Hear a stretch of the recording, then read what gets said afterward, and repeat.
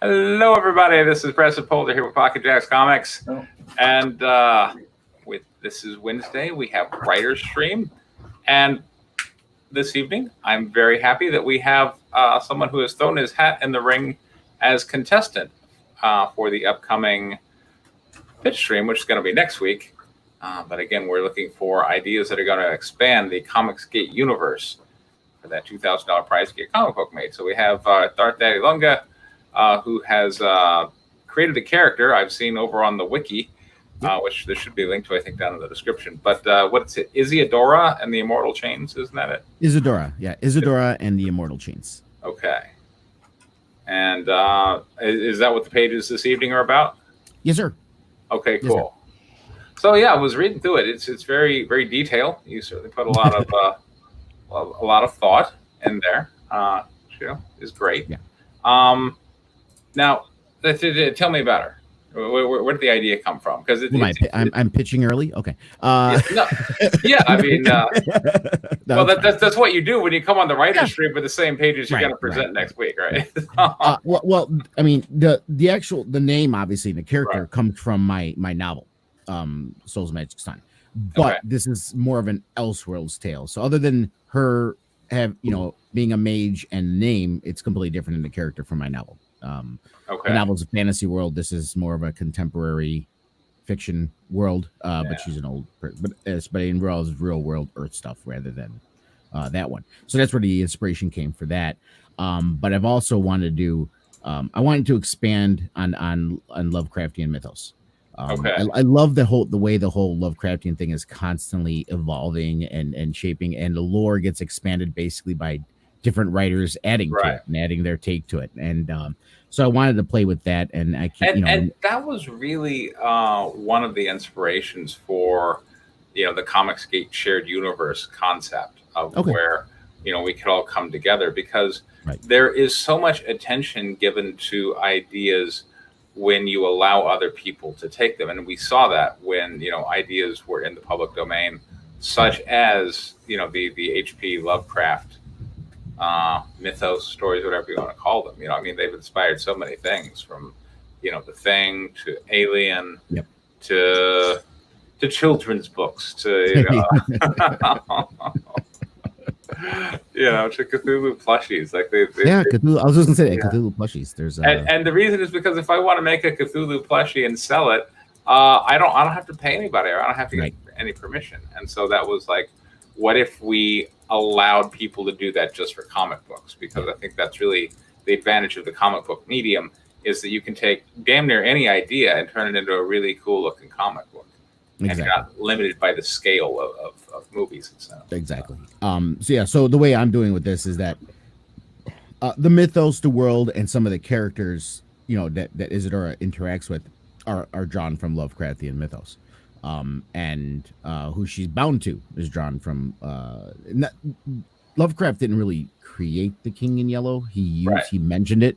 It was another, I forgot the name of the author now. It was the play first, originally in the 1800s, and then some other stories. But it all still molded into the Lovecraftian mythos. But Isadora herself, I'm making as an original character that's just in this world, interacting with other people.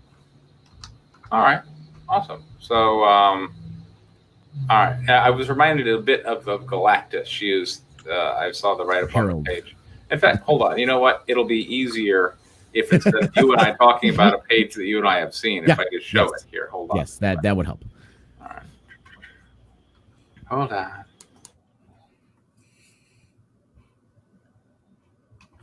Had to put down my glass of wine. All right. Let me go. Comicsgate and fandom. Share my screen. Chrome tab. That one. All right, so here I am over here on the Comicsgate, and they know what I've been Googling, so they can go, oh, hey, did you need to print comic books? I'm like, no, I did not need to print comic books. Thank you so much. But all right, so down here, this is the main page, and here's everything, and I've been putting time in the rating system. I'm checking that. I'm like, oh, I need to come back and fix my spacing here. The editors work on these things. Spacing is one of the tough issues. And I come down here, and where is Well, if you got to go to the heading where you have what's in the expanded universe. Well, there she is. There's the picture. Yeah. Okay.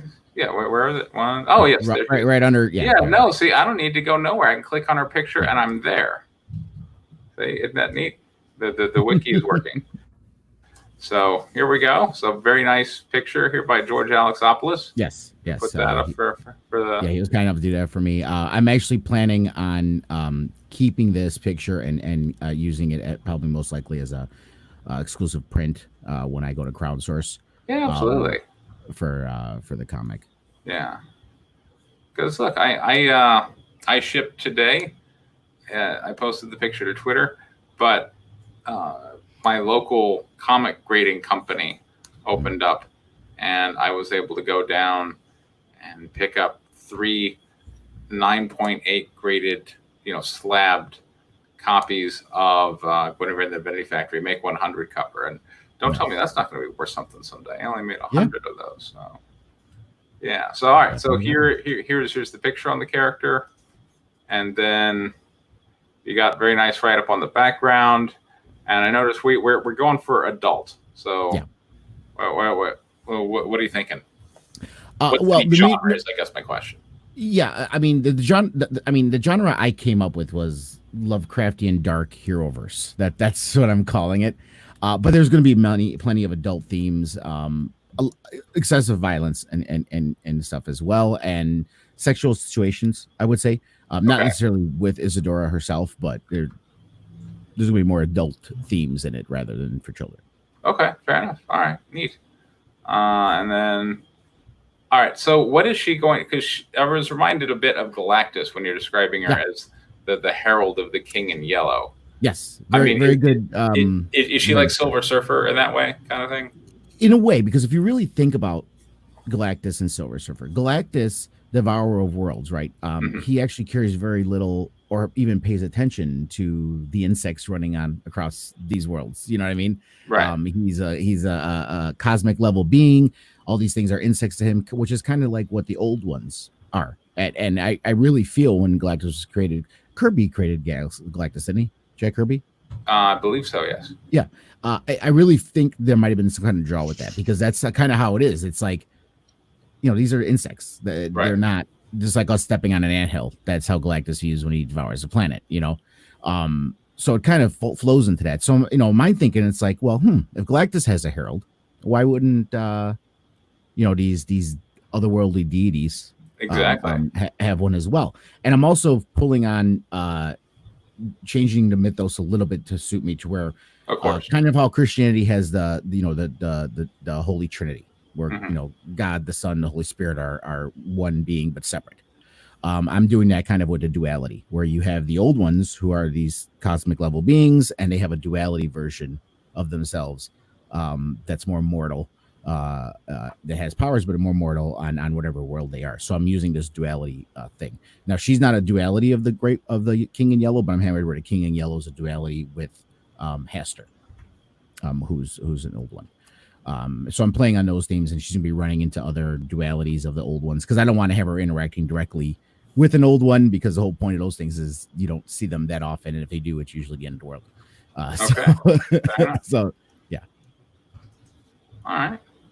So let's see. I downloaded your pages. Let's take a look at those.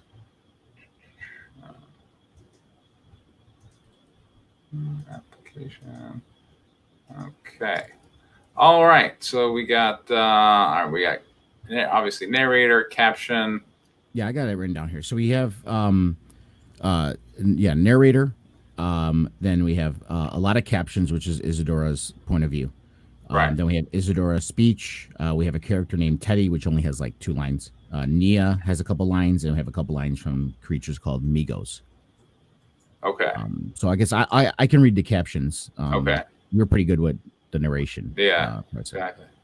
And all right, Vicky, you want to be Isadora? Sure. Okay. And then who else do we need? Patrick, if he wants to, he can do Teddy and Amigo. I don't know if Patrick's back from unloading groceries. Okay. I'm here. No, I didn't go anywhere. Oh, okay. Oh, I'm sorry. I thought you went somewhere. I thought you had to go. All right. So you want to do? Open this up, though.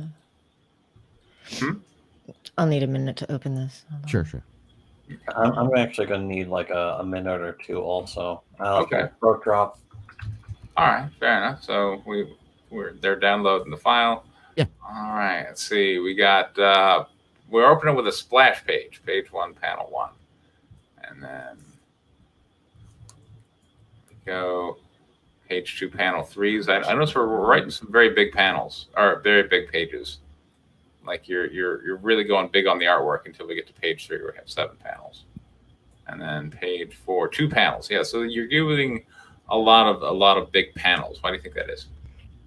Well, in this one, for me, the reason why I'm on it is because I want to. There's a grandeur aspect to this, and I want people really to feel that, like that, bam in your face, getting right, like it's immediately right into action of something going on when the story starts. Yeah. Okay. Fair enough. Whereas opposed to, like, if you remember the one I did with the steampunk one, it was more at the beginning. It had a lot of exposition which explained his background. With this, I'm not doing that. We'll get more into her background later. But I wanted to jump immediately into some action with it. Hewing Van Helsing's Unchained. I did not. I can recognize that that's a property, but I don't know too much more about that. Can someone tell me what Van Helsing's Unchained is? Van Halen's Unchained. Oh, Van Halen's Unchained. Yeah. Okay, got it. Oh, neat. Well, apparently that's a good tune. All right, I was thinking Dracula. You're thinking Van Helsing. Yeah, no. I'm not wearing my glasses. I'm not. Yeah, I was about to say. I'm not gonna do it. Wearing the glasses. I'm not gonna do it. All right. But you look good in the glasses. I don't look good in the glasses. It'll make you look smarter. It'll make you look smarter. All right. Every little bit helps, Preston. Have we downloaded everything? What she said. I'm all ready. Okay. And Patrick. I usually go by the script if it's on the screen. Okay. Patriarchal ape. Patriarchal ape. Okay. All right. So Patriarchal ape is reading which lines? He can do Teddy and Amigo.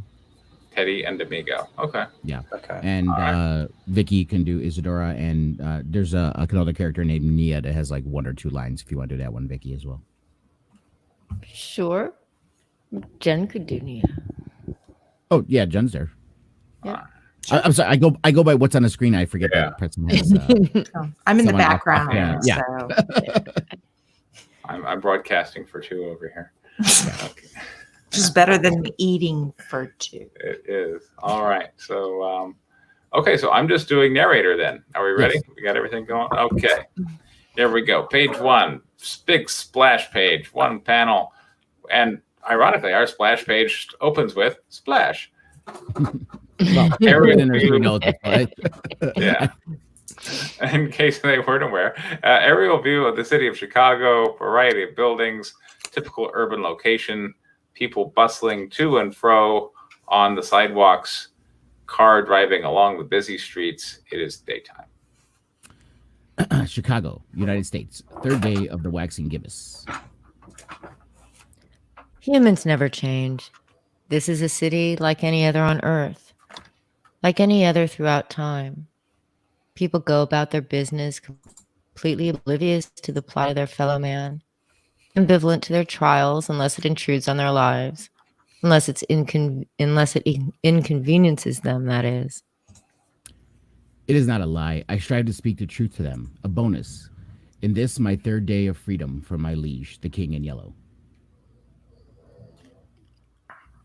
So, all right. Now, you wrote that as a caption, but it says Isadora's thoughts.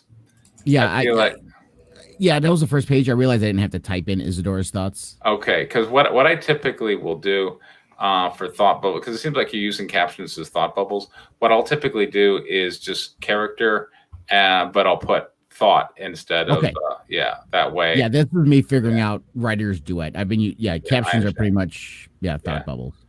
Right. All right, here we go. Page 2, panels 3. Top of the page, city street, people walking by, a hot dog street vendor handing a woman and her child a hot dog from his cart. Men, women, children, they herd through the city like rats, their minds always on the next reward. never realizing that in the building behind them, a man has a fatal heart attack. Down the street in an alley, a woman is brutally raped. You're bringing us down. All right. Panel 2, narrow panel. Overlapping bottle of panel 1 and top of panel 2. I can giggle while I say those lines if you There want. you go. Go back and do it again. Close up on a teddy bear's eyes. Teddy is white with brown eyes. They are wide and terror-stricken. Please. Panel 3, bottom half of the page. Exact replica panel 1, save the city is now ancient Rome. The same people, but wearing traditional Roman clothing. The hot dog cart is now a wooden fruit cart, and the vendor is handing the woman and her child an apple. Rome was no different. The people were just as oblivious, just as self-absorbed. The only difference is in Rome, they rarely hid behind any self-created facade of decency. They flaunted their decadence despite the brutality surrounding them. They didn't pretend to care. I show him Rome. Show him how similar it was. I was there. I should know. Brutal is putting it kindly. All right, so now is that her thoughts again? Yeah, that's her thought again. Okay, yeah. okay. So yeah, anytime you see the captions, it's her thoughts. This Okay. again, And I'll this is just go me. ahead and I can. Yeah, read then that Vicky part should go ahead and now read on. those. Yeah. Okay. All right, page 3, panel 7, panel 1. A woman named Nia is standing in the bedroom. She is a curvy black woman. Most of her body is enveloped by a slimy tentacle-like creature. Her arms are outstretched, and you can see one of her eyes, which is wide in terror. Oh my God, Teddy, help me. Get it off me, please. You care though, don't you, Teddy? Is not Nia the object of your every desire? Has she not moved you to commit unthinkable acts? Panel 2 is a small panel in the top left corner, panel 1. Close-up of Teddy's eyes still wide in madness. No, please. Panel 3, once back, it is Nia in the same position, except she is not covered in the monster that only Teddy sees. She is standing there in her bra and panties, her face bearing a look of confusion, her real words not being heard by Teddy. Please, Teddy, what the fuck is your problem? Did you take too much of that meth? You better have saved me some, you asshole. Do you not sell off your young daughter to your friends to get the poison you and Nia so crave? If you will go that far for Nia, how can you let her suffer like this? Panel 4. Panel 4 is a small panel in the top left corner, panel 3. Close up on Teddy's eyes, now shut tightly to block out the vision he sees. Just stop, please. Panel 5. Nia is once again enveloped by the slimy tentacle-like creature. One tentacle is slithering towards her crotch. Her one visible eye is still wide and looking down, her hand clutching at the tentacles around her face. Teddy, don't just stand there. Do something. Help. Ah! Open your eyes, dear Teddy. Open your eyes. You cannot hide from this, just as your daughter cannot hide from the men you sacrifice her to.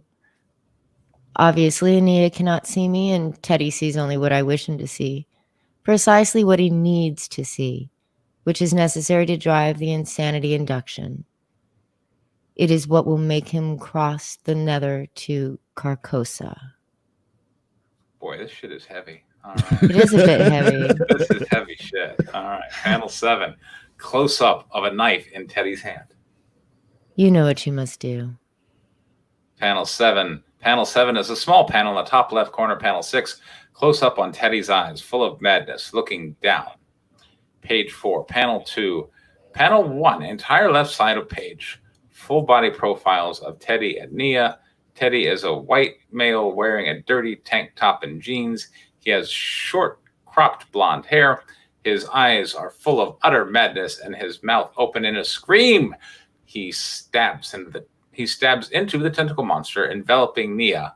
Purple blood and ooze splatters everywhere. I'll do this. Scree! Gurgle, scree! Panel 2, entire right side of the page. The exact duplicate of panel 1, except there is no tentacle monster. Teddy is stabbing Nia in the chest. Nia's face is full of shock. Her blood is splattering everywhere. Ah! We have you wired for sound well, I think. Yeah, that was awesome. Yeah. Sorry, was it too loud? No, No, it was If it was perfect. too loud, I would say it was too loud. Okay. Page 5, panels 5. The top left of the corner, Nia's body is slumped to the floor. Teddy is kneeling over her. Camera is behind Teddy. Knife is lifted in his hand above her body. He does as he is told. Top right corner of the page. Same image as panel 1, except Teddy is plunging the knife into Nia's still body. Blood spurts. And yes, Nia deserved this as much as Teddy. Teddy's mind was just more ripe for the picking. Panel 3, bottom left of the page. Same image as panel 1, except Teddy is pulling the knife out of Nia, splattering more blood. The madness has taken full control. Panel 4, bottom right of the page. Same image as panel 1, except Teddy is plunging the knife into Nia's still body again. Blood spurts. I only had to say it once. Wow, I'm imagining George Alexopoulos like drawing these pages. And his like cute curvy style. Yeah, that's why, and I love his artwork. That's why I'm keeping that as a pinup exclusive rather than the interior artwork. Panel 5. Panel is superimposed in the center of the page over the other 4 panels, no border. Isidore is sitting in an easy chair. Her legs are crossed. There is a smirk on her face. Her right arm is extended. The yellow sign dangling from her fingers, Mediterranean Arab skin tone, long brown hair, violet eyes. She is wearing a yellow to black gradient corset top and dark yellow bikini bottoms, black thigh-high boots, and a hooded cloak that is black with yellow trim. The hood is down and the cloak behind her. The glowing bluish-purple immortal chains flow around her, connected to the steel collar on her neck and steel shackles on her wrists and ankles. Again. Page 6, 2 panels. Splash. No, wait, this isn't this. All right. I am new to writing comics, so I write out splash, meaning it's a splash page. I'm assuming if it's one page, one panel, it's already assumed a splash. Right, correct? yes. But here, that is, to my knowledge, that is what a splash page means, is you have no panels on the page. So what I'm saying is just the artwork, the whole 2 entire panels. Page. Oh. But you're showing 2 panels. But you wrote splash, so because I have a small panel in the corner, meaning panel 1 is taking up the entire page. Oh, now I understand. Okay, so panel 2 is like an inset panel. Right there you go. All right, cool, fair enough. All right, in that case, I would just make sure to put down here. I would put inset, but okay. Otherwise, people can get confused. And look, you're perfectly logical in how you structured it, but you have to make it so that the reader doesn't go, wait a minute. He said 2 panels and then he said splash. All right, so. Gotcha. Frontal view of Isidore sitting in the easy chair, her legs crossed, her right arm outstretched, her hand now grasping the yellow sign, thrusting it forward, her left hand seductively on her left cheek and neck. There's a glint in her eyes. She smiles as she speaks. Now for the coup de grace. You've done well, Teddy, but it takes much to slay this beast. Even now, it seeks to devour you.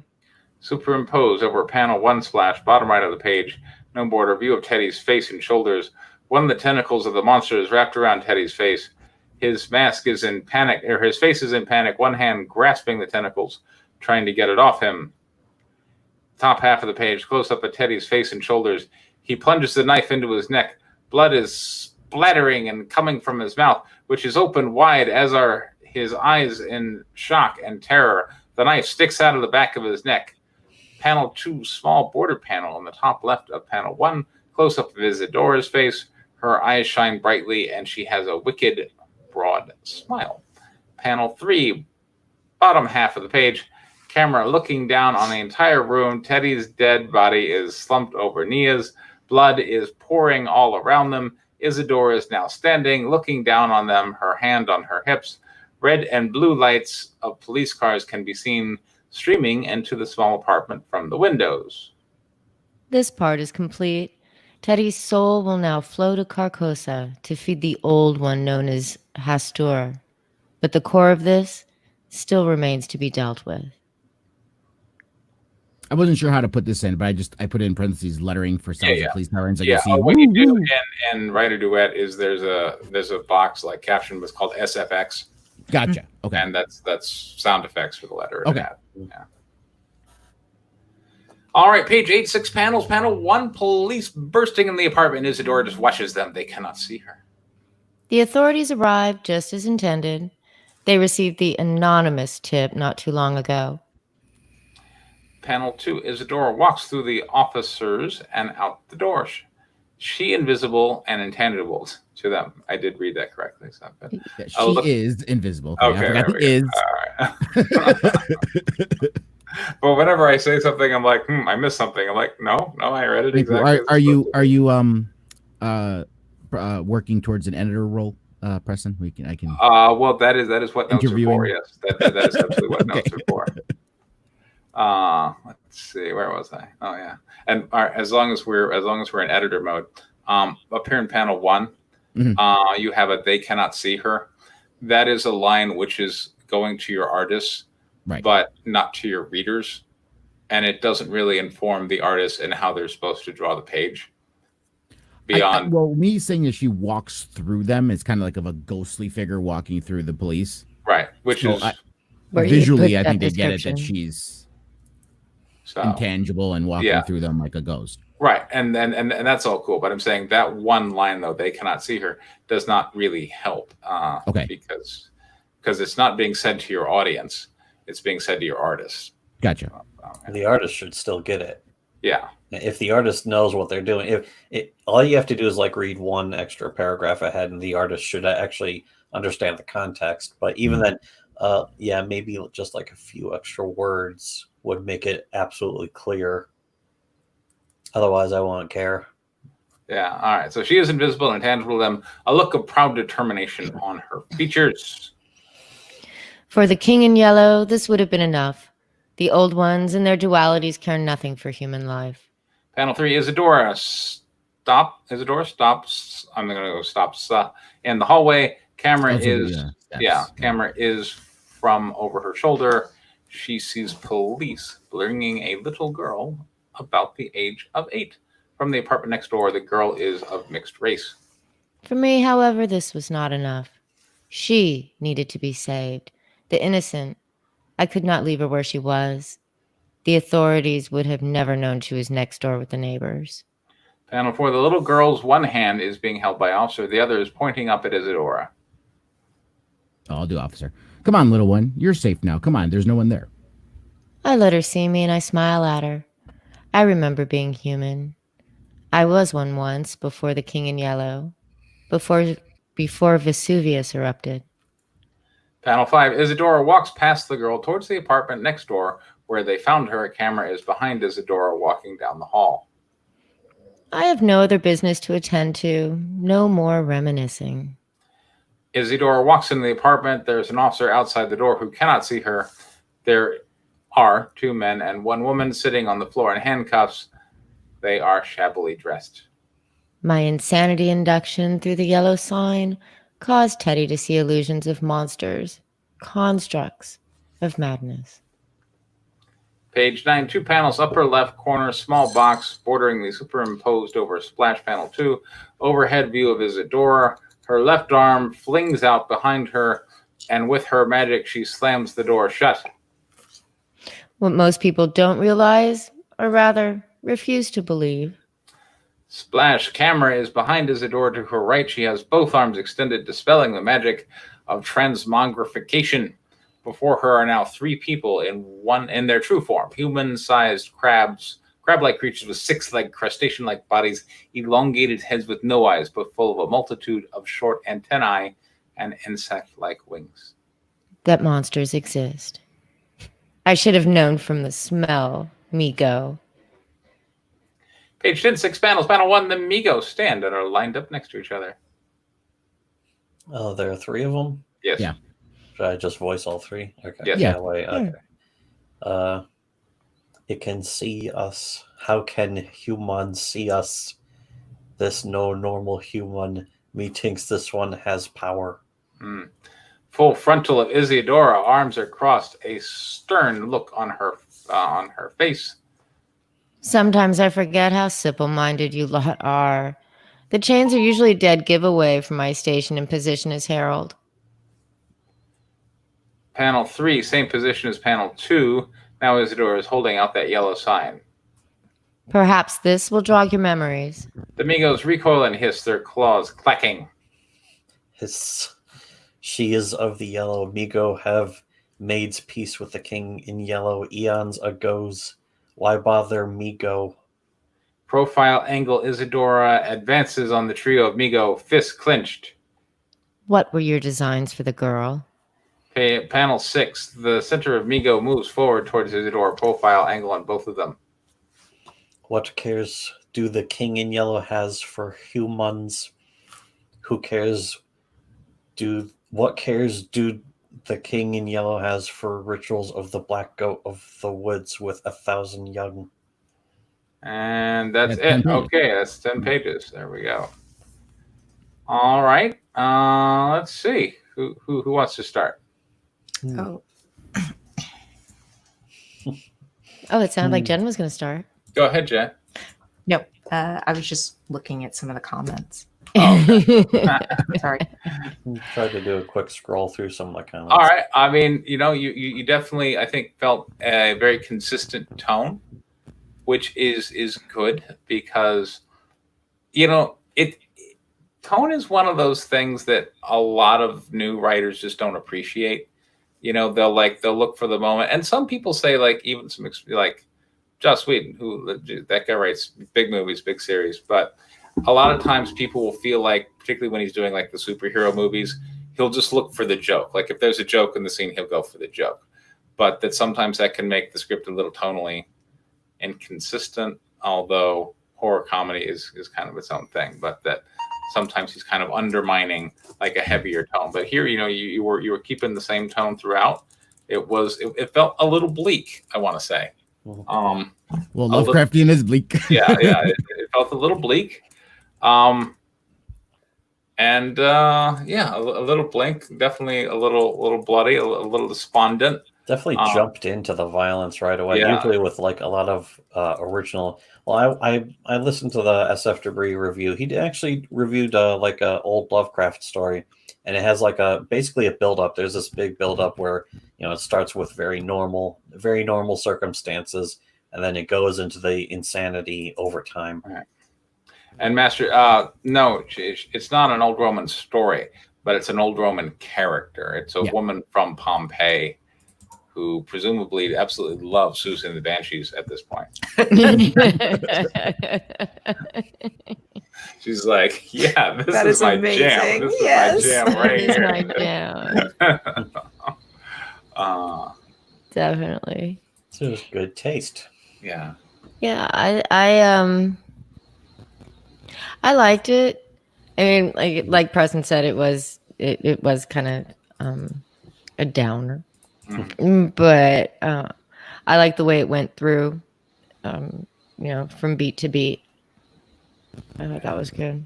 I thought it really kind of reminded me of Tales from the Crypt a bit, just the way it's very the main. She does behave a bit like the Crypt Keeper, I want to say. Yeah. Except that she's interacting in the story. Right. But she's there to judge everybody, basically. And it just jumps right in with that violence. To the bleak tone. It's the dark land of the city, the dark back passages that people normally ignore.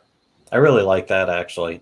Just the evocative nature of the seedy underbelly of humanity. And very judgmental, too. Yeah, I like that it didn't waste a lot of time. Yeah. Yes. Getting to it too. The Crypt Keeper gave Big Steve nightmares at night. He didn't have. He was really. That was the thing. That was an HBO show. They did eventually try to edit it to show it on. I forget. It was a USA Network or some crap like that. But is it? Yeah. Those stories. They're always kind of like morality fables for the modern age. Kind of got that feeling here. Yeah. Like the ultimate purpose in the story is essentially rescuing, the first 10 pages that we see, it's rescuing the young girl from these horrible drug-addled lowlifes. Yeah. And to again, not to interrupt you guys, which I appreciate everything, but it's as you can see from the beginning, this is we're jumping into this event that's already been in progress. So it's been working on this probably with them for a while. We're seeing the tail end of it. Yeah, working down their sanity meter until it bottoms out. I've seen the Bobs and everything. Bob's Yeah. and vagine. Exactly. All right, Jennifer, positives. Well, I just think that it's I'm immersed immediately. Perhaps it's the graphic nature, how you wrote it, but I really I'm already starting to visualize how this is going to look. So, it's interesting. It is dark for sure, but I really like that the I just like Isadora overall. I love the sort of her looking from above at everything and taking it in and not just sitting in judgment, but really taking the reader through this. I'm especially, and I hope I'm representing it well. I'm just especially. I think that you've done a great job just immediately immersing the reader into the story. I think it comes from the descriptions. I think it comes from the dialogue, but it's immediately immersive. Yeah, and that was what I was trying to do. You definitely did a better job of writing like all the extra detail than I did in my script. To be fair, Patriarchal, I've been, as far as my novel, I've been trying to write something for almost 20 years, and the novel took 12 years for me to get it down right. So it's been a long process to get where I'm at now. So it's not like I just picked up a pen one day and said, "Hey, I'm going to write something." So it took a little while to get to that point. I do want to say one thing, because one of the comments is nothing I like more than a man writing about what it's like to be a woman, especially for escapist fantasy. I'm not sure if that's if you mean that facetiously or not, but I actually I don't think that I know the key visual that you showed is definitely very sexualized, but the way that it's written, I don't have a sense of the character being over-sexualized. I do think, with Mia, it's a little jingoistic, and obviously we're in a time right now where we're all very clued into jingoistic language and dialogue. But that being the case, I don't have any issues with how you've written about the women or how they're, speaking. Yeah, that's usually like a sign more that the character is kind of haughty, is is a little full of herself, I guess you could say. That's actually a really good point. Yeah, when they dress like that, they behave like that. I was going to get into that, so I guess let's go ahead and get into constructives. Yes, please. Yeah, I don't like her.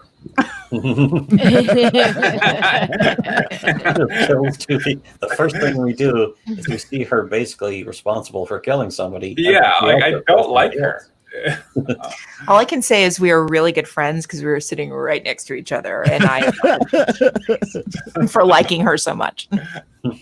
I guess my question with that, as far as constructive goes, do you not like her because it's like you're like watching her, oh my god, I do not like this person, or you're like, I don't like the character. Like if you say, oh my god, I don't like this person, to me as a writer, if I'm invoking some kind of reaction, be it I love this character, oh my god, I hate this character because of I just don't like this. I'm still invoking an emotion when they're reading, and to me that's important. All right, so you have a transgressive character. Mm-hmm. So the character is transgressing the laws of society and expectation. And so, let's start with Dexter. Dexter, I think, opens very. Have you seen Dexter? Yes. The show. The Showtime show. Yeah. And the pilot episode 1, it's a good pilot, and which is rare because most of the times the pilot episodes kind of suck. Like writers, when they're writing pilots, they're typically not very good because they're so busy introducing the world to the executives. There's this character at this setting, this character at this setting, this character. It's like they have to pack their whole world in there, and then once they get that done, now they can go, oh, okay, now let me actually tell a story. But Dexter is very clear in terms of what we're following. We're following Dexter, who is a serial killer. We see that in when the story opens with him, basically seeking someone out, and he's kind of giving the lowdown to the audience of what the story is going to be. The story is going to be first person. We're going to be basically with Dexter almost at all times. It's going to be from his point of view.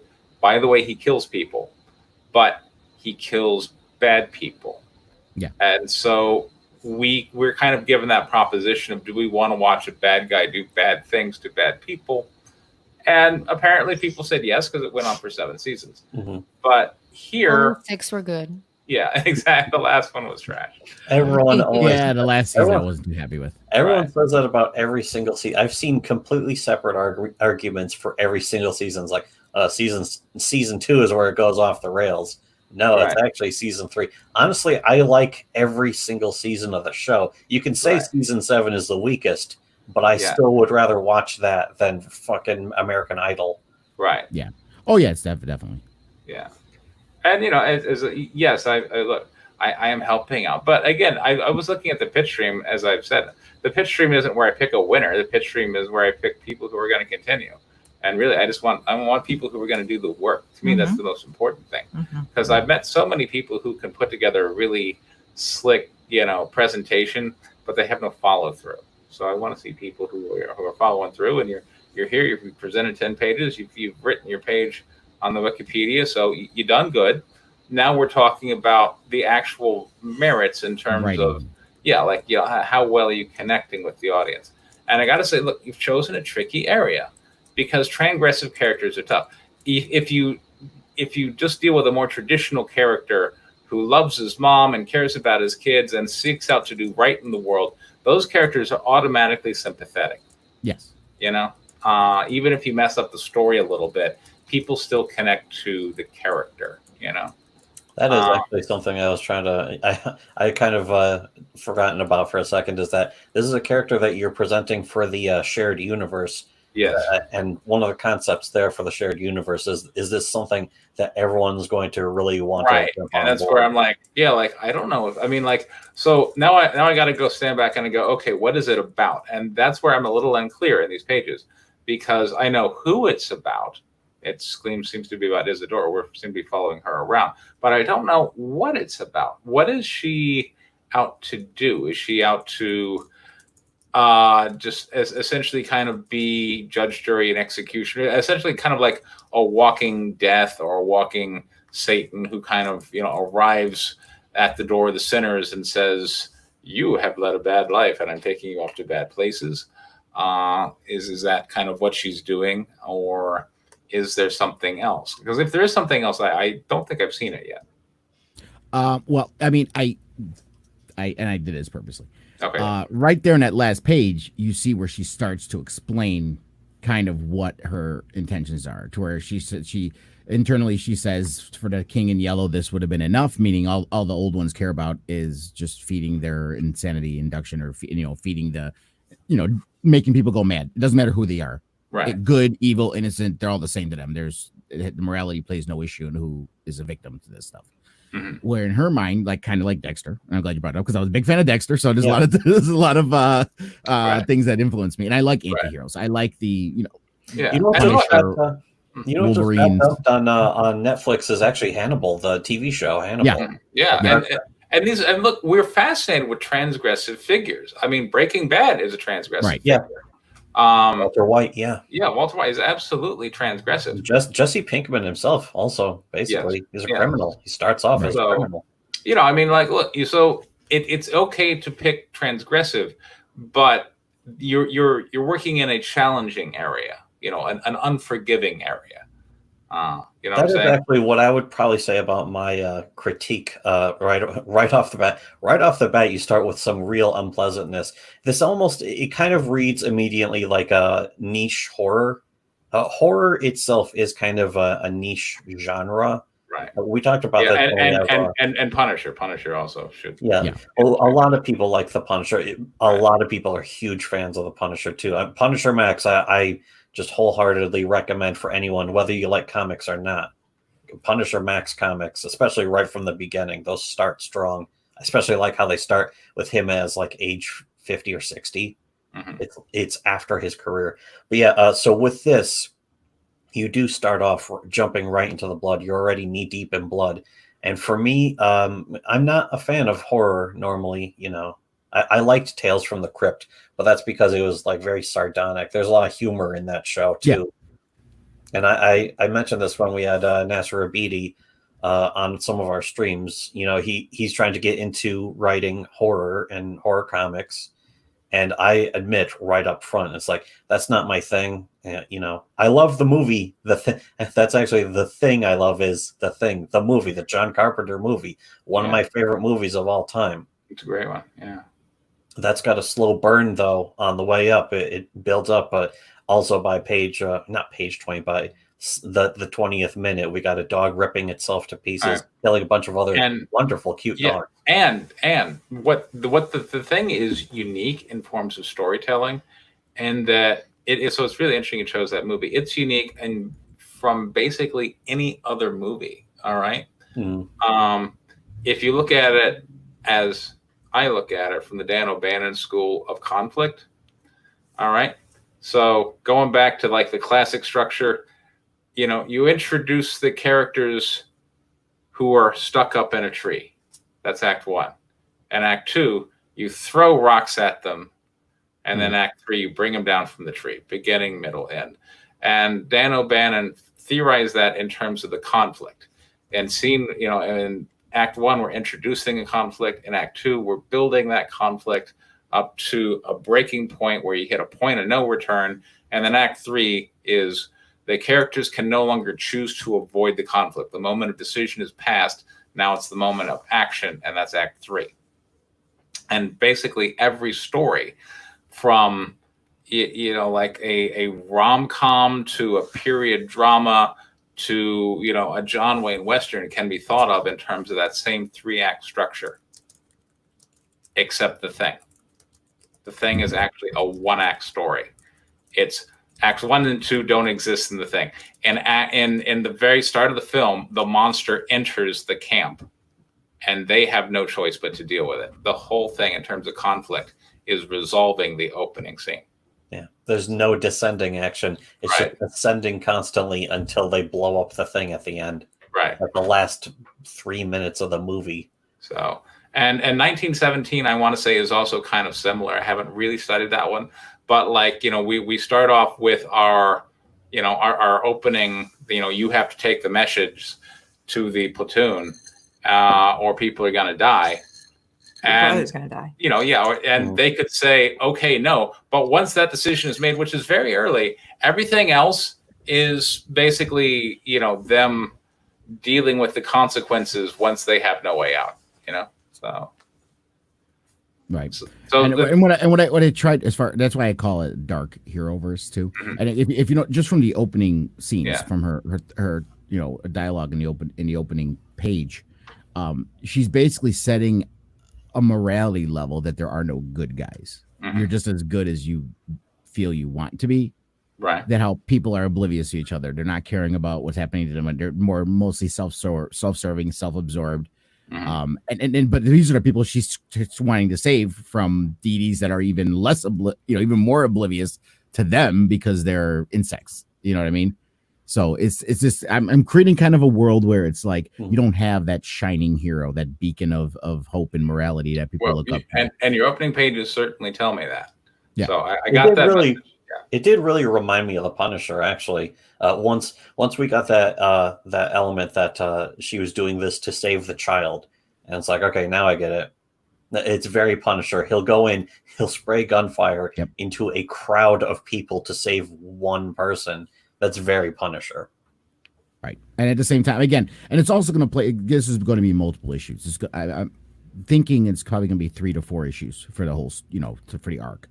We were talking about it in the Discord the other day where I was talking about maybe doing a graphic novel, but since I'm just starting, we'll just do, the individual issues. Sure. But the story is going to be 72 pages or maybe, a little bit more to tell the whole story arc. So as far as her motivations and other stuff, that's all in the bio, and that's you're going to see that, and we start to see it in the next coming pages in this issue as well. So that is coming also, right? If it was, this is again, as writers, we tend to think of these notes as kind of trivial, like, well, what difference does it make? The characters are characters in terms of kind of their purpose to the plot. And if we have a character who is walking around meting out judgment and, acting as executioner, does it matter if she blows him away with a machine gun or whether she casts a magic spell? And from one frame of reference, there is no difference from whether she uses magic or whether she blows him away with a machine gun. But from another point of view, it absolutely makes a difference. So, and that's where, like, if you're watching a movie, does it make a difference if you're watching a Chuck Norris movie, an Arnold Schwarzenegger movie, or a Sylvester Stallone movie? And I got to say, yes, it does. So there's something to be said for, style, for watching something that is kind of gratifying. And The Punisher, as we know, is essentially a revenge figure.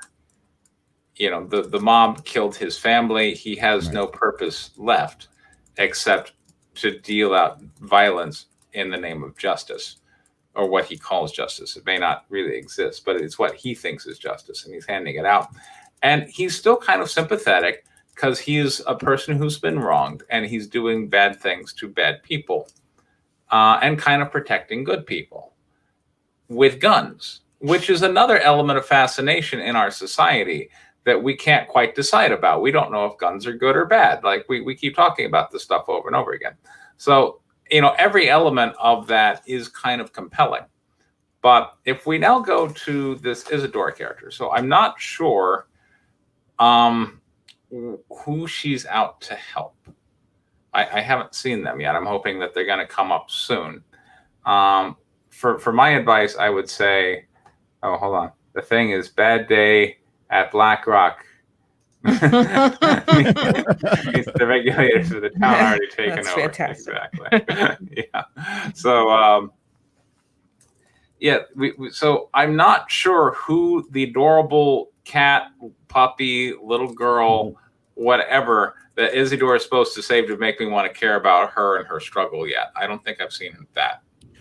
I mean, I tease it with the one line where she says the innocence. Right. Again, when you go with the bio, just to give you a little background, Sure. It's been 2,000 years of her taken from her humanity to be the herald, to basically deal death and insanity indiscriminately, because to the old ones, they're all the same. It doesn't matter. You know what I mean? Yeah. But she still holds on to some of that humanity that she felt. You know what I mean? So, and because of her past, to where now and again, in the biography, she actually put the Yellow King to sleep. So she's in charge of her agency now, and she has the powers bestowed upon her by this, to where now she's going to deal this in the way she sees fit. Okay. Which is not indiscriminately, but rather to save the powers cosmic. Does she get a surfboard at some point? I'm sorry, what, surfboard? Yeah, I was wondering. Yeah. That's I guess the yellow sigil is her surfboard. It is kind of her surfboard. It is kind of her surfboard. So if she's not there doing the behest of a patron, it sounds like you're saying she's not. She's not at this moment. She's no longer doing that. No. So if she's freelance, why is she killing people? Well, why not kill him? Why? Because that's what she's done for 2,000 years, and she figures she has this power. She'll use it now in the way she sees it, and also it's going to play into the lore, because if the flow of souls just stop coming into Carcosa, the old ones going to start to notice. Yeah. Okay. So I'm going to turn away from story points for just a minute, and I must say, she sounds hot. Okay. That's based on the drawing. Yeah, but how many bustiers and bikini bottoms do we really need? And I mean this with all sincerity, but we don't need any more. Totally concur. And she really, I mean, it's one thing for a pinup, it's another thing for a cover. To have the occasional, when something's going on, she's getting ready for her day, whatever, she's wearing her bustier and her panties. That's great. But wandering around the world, I've been around for a while. I'm not super young. I am definitely not a prude, but she should be wearing clothes. And I mean real clothes of some sort. Well, I'm I wondering. dig the cape. I dig the high heels. It doesn't even have to be something long. It could be, a short skirt and some other kind of top, because we do not need bustiers anymore. I just want to say I totally agree with what Vicky is saying. I also think that, she's a very richly written character. And so to take away from that by over sexualizing her or using, tokens like bustiers and, lingerie as a way to, say she's hot. I think she's hot just in how she is in this story.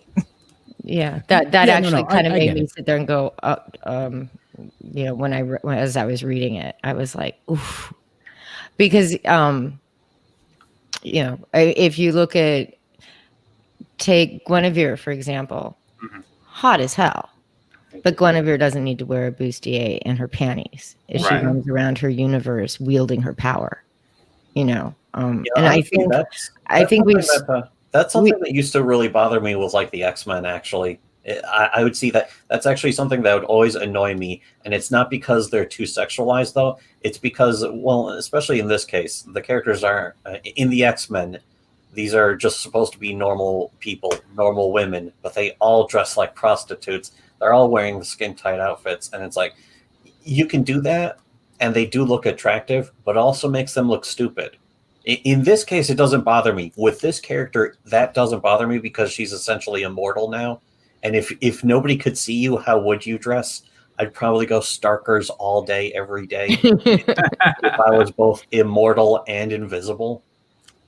So that doesn't bother me for this story and this character. I see that, and it's like, it seems suitable. When it comes to the usual characters for other comic book female characters, the Jessica Jones one is a perfect example. The comic book character, she actually has the stupid outfit. It's like this weird spangly purple and silver outfit, and it looks dumb.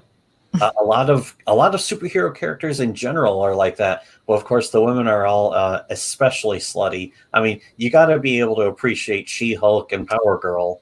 I'm not complaining about that, but you have an uphill battle when you're trying to make people take them seriously if they're already dressed in like one-piece bikini with boob window. With this, she already has like the powers cosmic. She has the powers of Cthulhu, and she sicks them on people. My problem from the beginning with this, and it's right at the beginning, is just simply that it's too violent. And again, I'm not a prude. I'm not against violence. I love Dexter. I love Dexter more than you people. Hold on, I was a devout fan of Dexter as well. So yeah, I watched several of those seasons more than once, and it's on Netflix.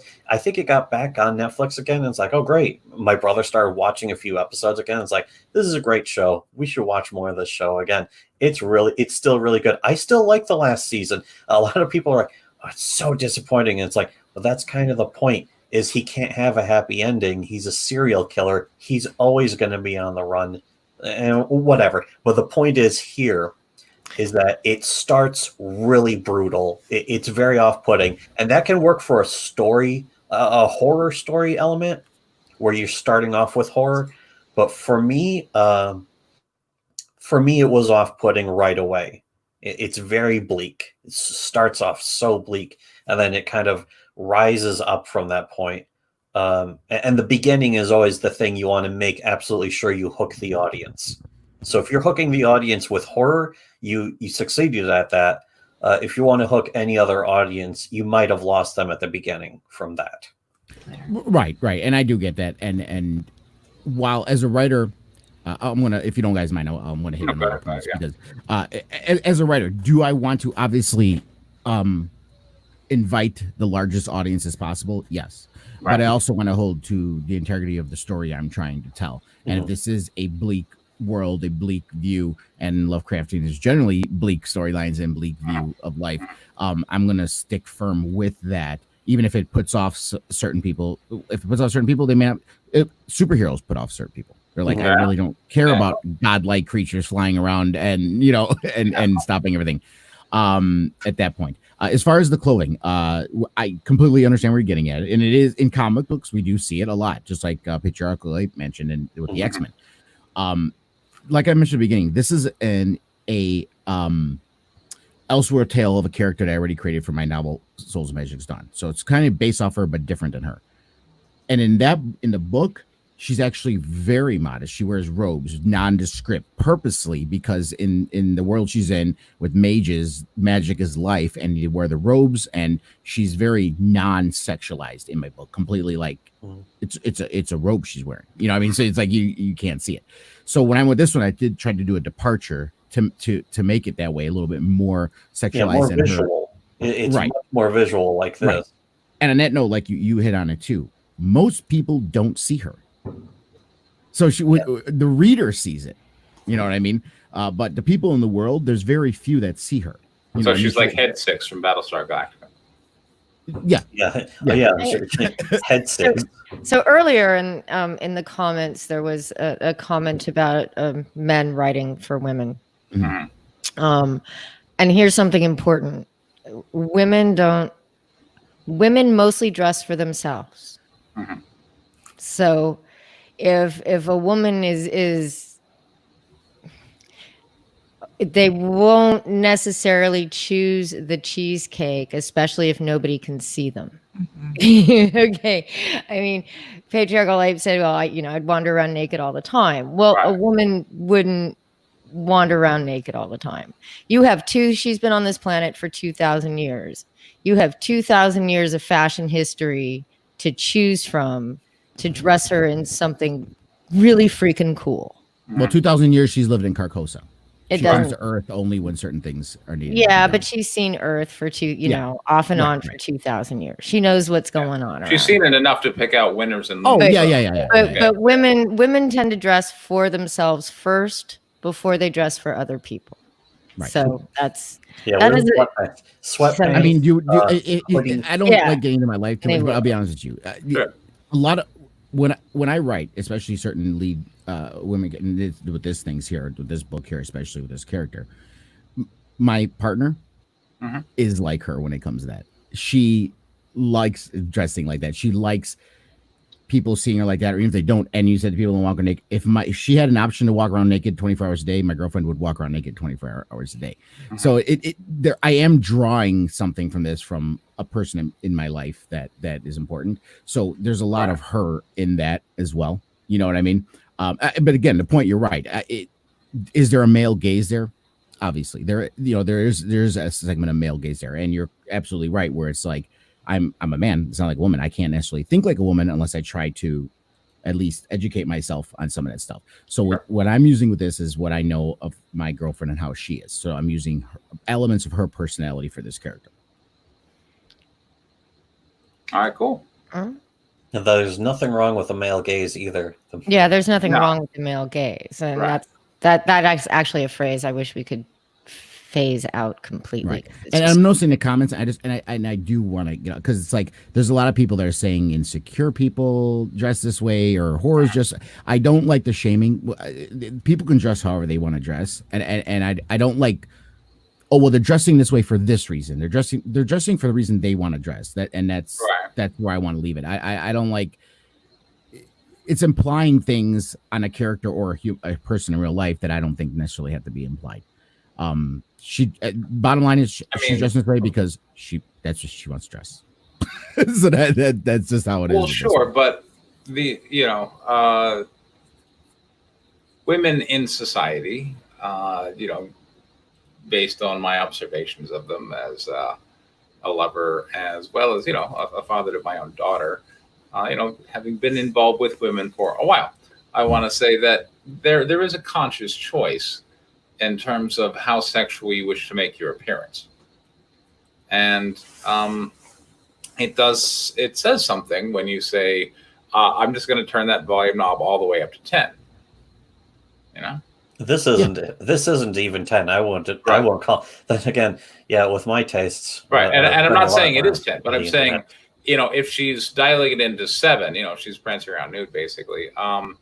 Okay, well, that says something about her.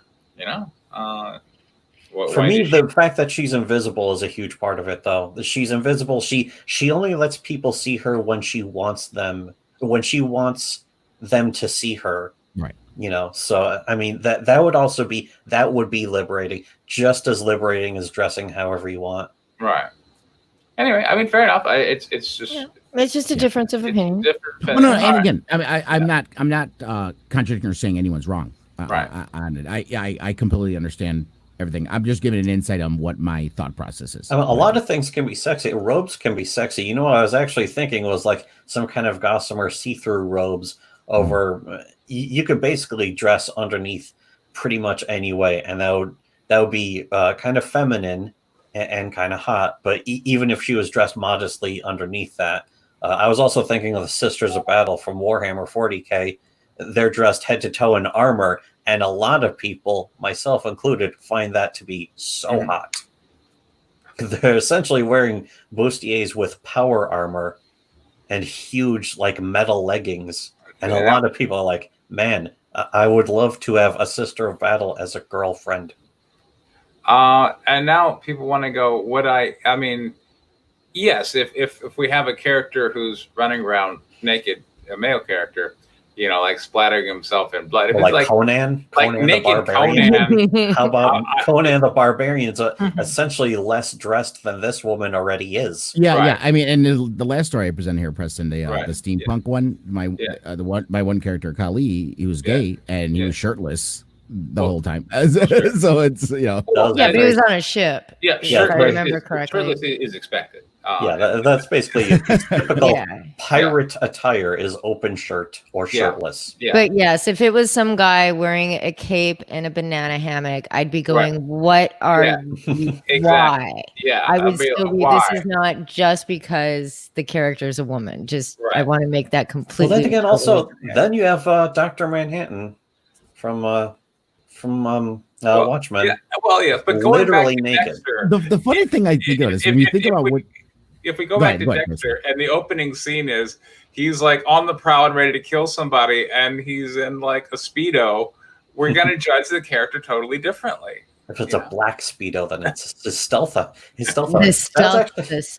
actually the thing is, I think it's in the first episode where he's mentioning like sexuality. He's spying, essentially people watching on some. It was like some woman rubbing some guy's pants. Yeah. The pants bulge. And Dexter specifically says sexuality just seems so degrading, or it was I forgot what the word is, but essentially the way he looks down on sex as being unnecessary, but in order to seem human. And that's his perspective, though. But again, that is informing us about the character that essentially murder has replaced the sex drive for him. Mm-hmm. Murder is the violation. And we actually, we hear that over the course of the entire series. Is the way that I think it was even in season 7 where he's describing. I think his sister asked him to describe the killer, the impulse to kill. He says he sees red, then the red turns black, and then he says he feels like his head's about to explode. And it's like just about anyone can hear that and kind of understand. Right. Yeah. And you may not have the urge to kill, but. I do love having these conversations because it makes me think it's funny because it's like when you go to a beach and there's a girl in a bikini, she's wearing a bikini. But if it's bra and panties, suddenly it's sexualized because it's undergarments. But it's no, it was sexualized before. No, it was still sexualized. Yeah. You get what I'm saying. Like, only you expect a bikini on the beach. You don't expect the bikini in downtown Chicago. Well, no, but if for example, if you live on the coast and you're wearing a bikini, well, why don't we? No one's gonna blink an eye. But if you're wearing your bra and panties and walking down the street, I wish to say I would blink an eye. Well, the men would turn. I would still blink an eye as well. Yeah. But I mean, that's also what they say about women in LA. It's like, oh man, they're just walking around in their bikinis all the time. Yeah, and that's not through the inner city or anything, but it's like very common over there. Now, Big Steve, he's a non-blinker.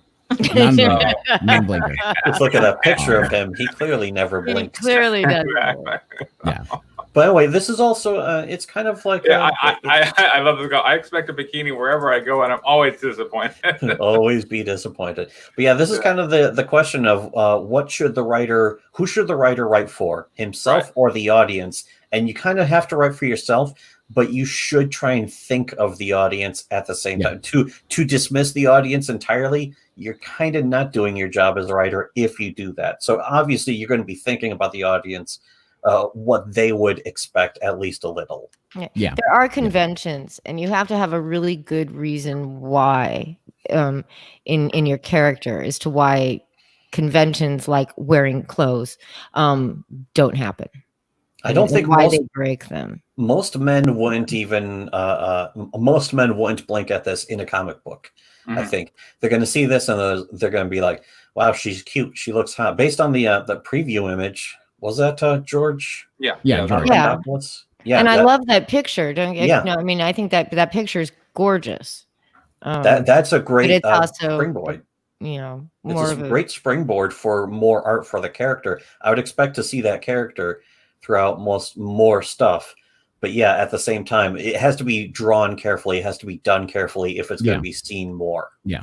And to be fair, I mean, that you guys bring it up, I mean, because originally when I had the design in mind, I had a short skirt, like Vicky said, as opposed to like the panty kind of undergarment. And what made me lean towards the panty undergarment is because George put her kind of in a unitard kind of clothing.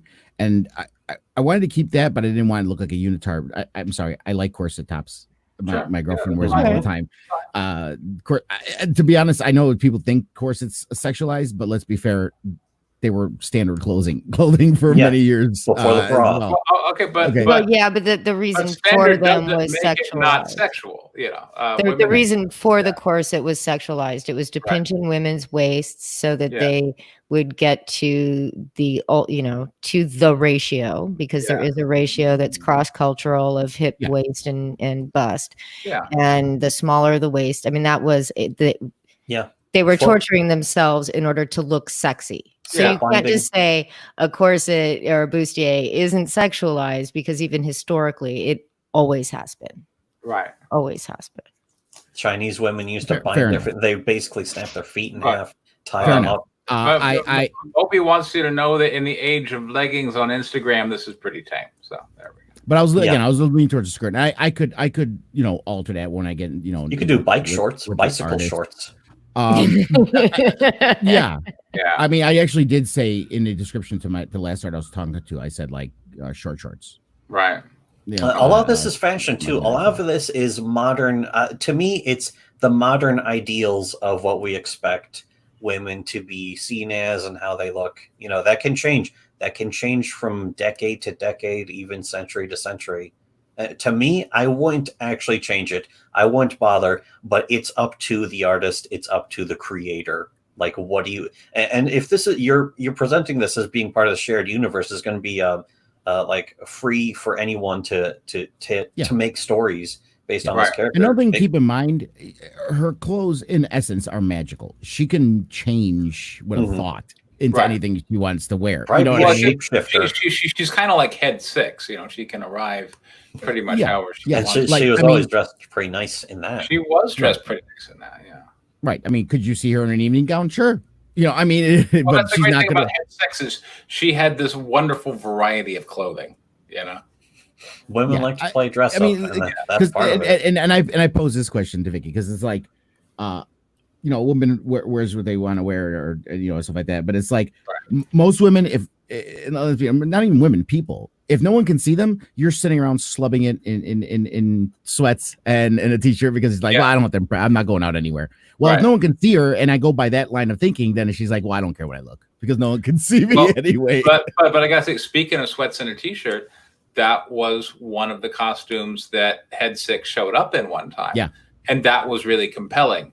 Is when she showed up, because in that scene she was like, this was I'm done pretending. I'm, this is our last goodbye, kind of thing. Like, and the fact that she showed up in sweats and a t-shirt to broadcast the message of I could look like anything. I'm going to look like this because I don't care. Goodbye, kind of thing. Like that lets you know how much the appearance is defining the character. Exactly. And again, as far as any appeal of being part of a shared universe, again, like I said, her clothes are magical.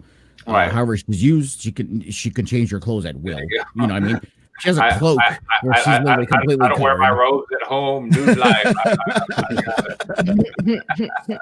My house is my robe. I understand. I feel it. All right. Fair enough. Okay. So yeah, thank you for all the criticism, and that gives you some food for thought going forward. It's worth thinking about anyway. Especially for, again, this is a character that you're presenting that can be the open trademark or whatever it is. Other people might make stories with this character. If it's my character, I'm not going to restrict them by what they're wearing. They can wear anything. Yeah. Obviously, the clothes can be changed. You know, I mean, if it says, you know, it says that it's credited to me as my character, dress her how you want. You know what I mean? Yep. all right, page 21, panel 1, and then Who's going to read what? 3. I don't know. I'm reading through it. Look at this. Look at this. Yeah, I named the characters. Dialogue. We have a girl. We have a Mick. Mike. We have a Mike and a Mick. Mick Cheese becomes Mike. Okay. We have a Julie. Julie is the Julie. little girlie. And then there's 3 other characters that show up close to the end. I think it's like in the last 2 or 3 pages. Okay, well, we'll get there when we get there. All right, so we need a girl, a Mick, a Mike, and a Julie. I'll do Julie. All right. I'll be the girl. Yeah, that's a good choice. The girl is Julie. The girl is Oh, Julie. I named them. Yes. I named them in the first paragraph. She starts as Look, girl and then introduces look, herself. so. Okay. I think this was illustrative of the importance of naming conventions in a script.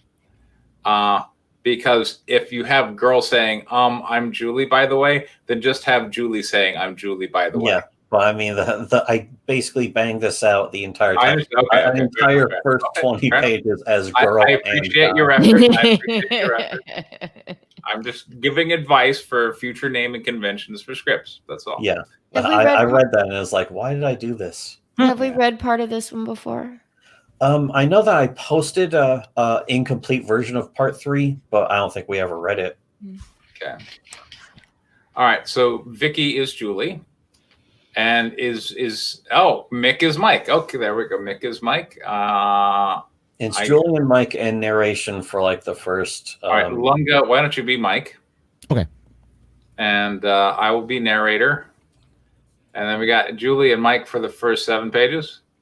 Yeah, let's see how far until they get to the bar. There's also a bartender. I see a lot of dialogue. Let me take a drink. Oh, well, yeah. There's gonna be a lot more dialogue in this. There's All a right. bartender who has a couple of lines. I can do the bartender. All right. will voice the bartender. And then there's like some criminal gangs, but there's basically only 2 people who actually speak there. Okay. Two other people. Well, what is it? A male bartender? Yeah. Okay. All right. And then it's Bill, and then a punk guy named Chop. All right. Jennifer, why don't you be the punk guy named Chop? Great. All right. And Bill. And I mean that excitedly. There you go. And you can be Bill. There we go. Did you say I can be Bill? Yes, you can be Bill. All Jennifer right, I'll can be Bill. I will be narrator. And let's see. And Mike is Lunga, right? Yes. Okay. All right. I'm liking it. This is an exciting. It's an exciting. This is already great. This is already great. We haven't even started yet.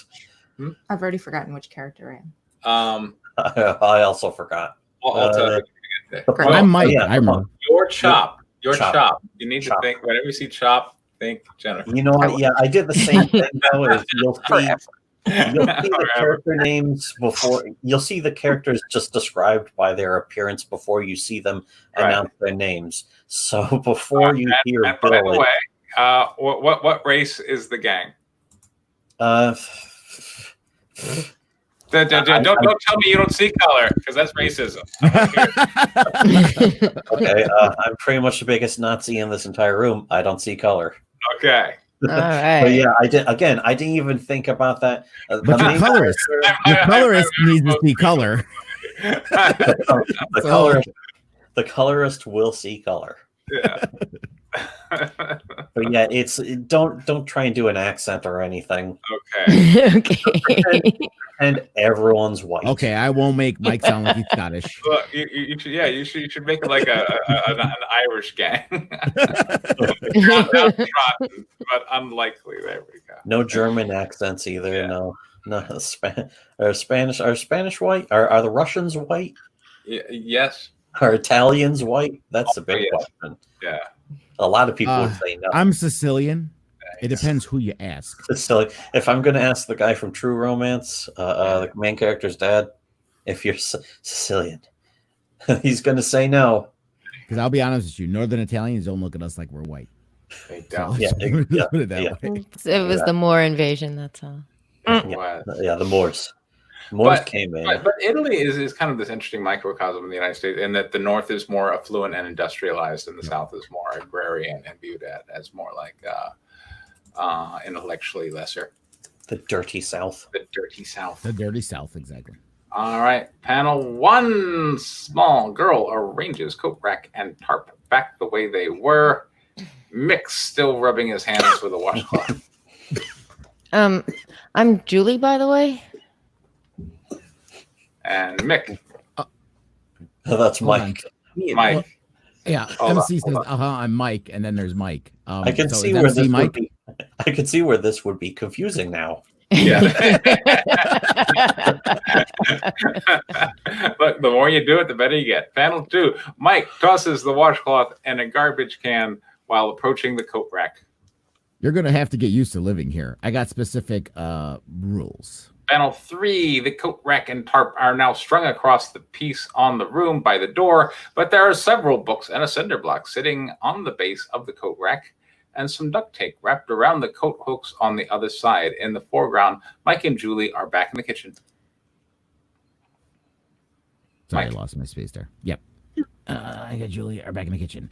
I'm just so used to living on my own, so... Oh, don't worry. I'll stay out of your way. You won't even notice I'm here. I can even cook and clean for you. Forget the cooking. I'm a picky eater. I won't touch something someone else had their hands on. Panel four, the two sitting, Mike on the bed and Julie in a small chair crammed against the wall. Well, okay, but now you should think about how you're gonna survive ever leaving this place again. I can't imagine. No, it's simple.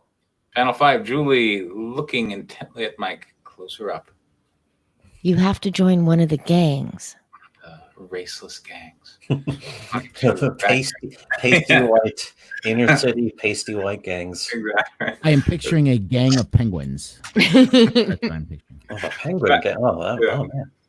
22, background behind the panels of a man in his 40s, beard stubble, our main character, Mike, staring into the glare of a computer monitor, eyes baggy and tired looking, hunched forward. Panel one, large. Returning to the boy in the pit, he looks older, but still a child. Trash piled all around him up to his feet. And we have narration. I guess I'll do that. Domesticated animals are only one generation from becoming feral again. As much as humanity likes to pretend, we're still part of the animal kingdom. Panel two, small, the boy looks upward and grips the wall. Panel three, the boy begins to climb, clawing at the wall with unclipped fingernails. Narration. I should know better by now. Panel four, a few feet up, the boy loses his grip and falls. Narration. I do this to myself. Page 23, panel one. Overlooking the inner city, sundown, the sky is the color of fire. Narration. How long have I been sitting here waiting for something to come to me? Panel two, Mike and Julie leaving behind their hovel. Narration. Hoping something would come by and fix me, save me from this disaster. Panel three, the two of them walking down the road into the darkening world of the city ahead. Narration. This isn't what I had in mind at all when I was waiting for that miracle. Page 24. Panel one, the pair approaching the lights of the city. Mike turns to Julie. I only know a few places where we can even ask about these gangs. I know a good place. What do you want to do first? Panel two, small. The pair in the distance heading down the road still. Let's find a place you had in mind first. Can we get off the main road before we get too close? You know where. The two turn down another street. The party store Mike was attacked lit up in the distance. Sure. Panel 4, the two approach the next intersection. The buildings here are still essentially dark. Mike is gesturing to the next street. Wait, I'm lost. Really? So it's been one turn. Panel 5, Mike and Julie heading down another dark street, an active street lamp just across the intersection. Panel 1, Mike and Julie approaching the doorway of an apartment building with a dive bar operating on the ground floor. The front door is large and made of wood with an eye slit. Wait, do I need something like a password to be allowed in here? Panel 2, Julie is already knocking on the front door. You know what? I have no idea. Panel 3, Mike standing in front of the door as an eye slit slides open. Doorman. Oh, I guess I can be the doorman. Yeah. What do you want? Panel 4, Mike, perplexed and nervous. I Do you want in? Panel 4, Mike, sweating and nervous. Yeah. Panel 5, the door opens. Mike and Julie both look a little surprised. 26, panel 1, Mike is shrugging and walking in the dive bar. Julie has a goofy smile like they're getting away with something. Panel 2, the bar is spacious but almost completely empty. About 2 people sitting around nursing some cheap beer. The bartender looks tired. Mike and Julie walk in cautiously. Panel 3, Mike and Julie eyeing the stare of the place with the wariness, Mike and Julie eyeing the state of the place with wariness and disappointment. Panel 4, Mike shrugs again and approaches the bar. Julie wanders around. Panel 5, Mike leans on an empty bar. The bartender glares at him like an enemy, but still bored looking. So, know anyone I can join for some, Panel 6, Mike looking very awkward and nervous again. you know. You looking for work? Well, yeah. Panel 7, bartender starting to size him up. Try the employment office up the road. No. I meant, Panel 8, Mike leans in to speak in a low voice. something less legal. Page 27, panel 1, small bartender leaning in to give Mike the evil eye. How do I know you ain't a cop? Panel 2, Mike looking taken aback. Well, I'm not a cop, but how would I go about proving it? Panel 3, the bartender, both hands on the bar, inspecting Mike with all his faculties. Panel 4, the bartender, looking already defeated, gesturing to the side off the panel. Fuck it, they're already meeting up back there. Panel 5, large overview of the bar. The bartender is gesturing to a pair of doors next to Mike. Oh, okay. Page 28, panel 1, Mike pushes through the double doors, Julie tagging along behind him. Panel 2, 4 losers standing around a table, turning to look at Mike. One guy looks like a generic stereotype punk rocker with a denim vest, leather pants, and green mohawk. Another guy is a huge fat guy that's over 6 feet tall, sitting in a tiny abused chair on the verge of destruction. One is a girl who looks like a stereotype housewife, except she has a bandolier with knives and a pair of guns. The last guy looks pretty plain. Kind of spiky hair, flannel shirt, and jeans, wallet chain. Panel 3, the huge fat guy looks towards Mike in a bored but judgmental manner. Yeah, here's the thing where I don't name the guys until they give their own names. So whoever it was that Bill is the fat guy. Okay. Who was doing Bill and who was doing the punk? Vicky, you're Bill. Sup? Panel 4, Mike looking extra confused but trying to be determined. Julie is wandering around behind him, inspecting the area for no reason. Well, I was looking for something to do. Panel 5, everyone looks calm but a bit edgy except Mike, who is out of his element. Punk guy looks smug. Right. So? Something that's worth money. Exactly. So what can you do? Ever handle a gun? Panel 6, Mike, red-faced and smiling like a moron. I played a lot of shooters. 29, panel 1, small close-up of fat guy, a little scowly. Yeah, fine, whatever. Stick around. We got something going on tonight, and we could use you if you're up to it. Page 2, Mike looks a bit relaxed at how easy this all was. The rest of the gang seems to already accept him. A little fat guy gestures to his partners, and Mike nods, acknowledging Julie somewhere behind him. Sounds good. I'm Bill. These two dudes are Dirk and Chop, and that's Dirk's old lady, Kate. All right. Well, I'm Mike, and she's Julie. Panel 3, focused around the crew without Mike or Julie. I guess I'm still Bill. Bill is fat. Is she actually with you? She looks like a kid. Panel 4, Julie steps forward from behind Mike to address Bill and the rest of the crew. Oh, yeah, don't worry. I know how to do lots of this kind of stuff. Shooting guns, sneaking around, ripping people off. Panel 5, Julie leans in further with a coy expression. I'm here to help Mike, truth be told. Panel 6, the crew laugh heartily while Mike stands there looking bashful. Page 30, Panel 1, Dirk, the average-looking guy, sets a chair down in front of the table for Mike as Mike prepared to seat himself and Julie gets closer to the rest of the gang. So, yeah, I don't know much about how someone starts a plot or whatever this kind of thing is like. Really simple stuff. You don't have to worry about any of that. There's Chop the punk. Chop. Yep. The idea is that we tell you where to go and what to do, and you just try not to get caught or shot. Think you can do that? Panel 2, Mike trying to get comfortable in his rickety old wooden chair that was probably stored in the basement for 100 years. Yeah, I hope so. Panel 3, the table with the full gang around it. Julie is now standing next to Kate at the other side of the table across from Mike. You hope so, huh? Well, that's going to be all on you if you screw up. You get caught, we don't know you, and we don't care. If you manage to last, maybe we might start to care about what happens to you. But right now, you're just an employee. Get it? I understand that. Got to prove myself or fuck off. Okay. Right. Damn straight. Panel 3, the gang all seated at the table, Chop pulling something out of his vest pocket, Dirk glancing at the old phone on the wall. So what kind of name is Chop? Yeah, I call myself that because of this. Chop flicks open a switchblade, but the blade is flat against the back like a homemade machete. Anyone mess with me, I cut their arms off. Chop folding the blade up. Mike leans in. So I was wondering, what's the goal here? I mean, what are you guys usually after? Panel 6, Bill and Chop sitting around next to each other. Bill. It's about the action and the piece of the pie we're after, you know? We're going to do this for the little guy, for the people. We're taking from the rich and giving to the poor just as soon as we make the big score. Narration. These guys are kind of dumb. I disagree. You're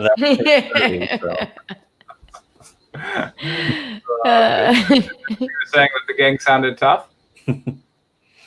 That's one of the things I want to try and put across, I guess, is that the gang has probably been doing this for a while, but they're still like kind of enough. The whole point coming up is that we find out that there's hundreds of these gangs and they never last more than a year.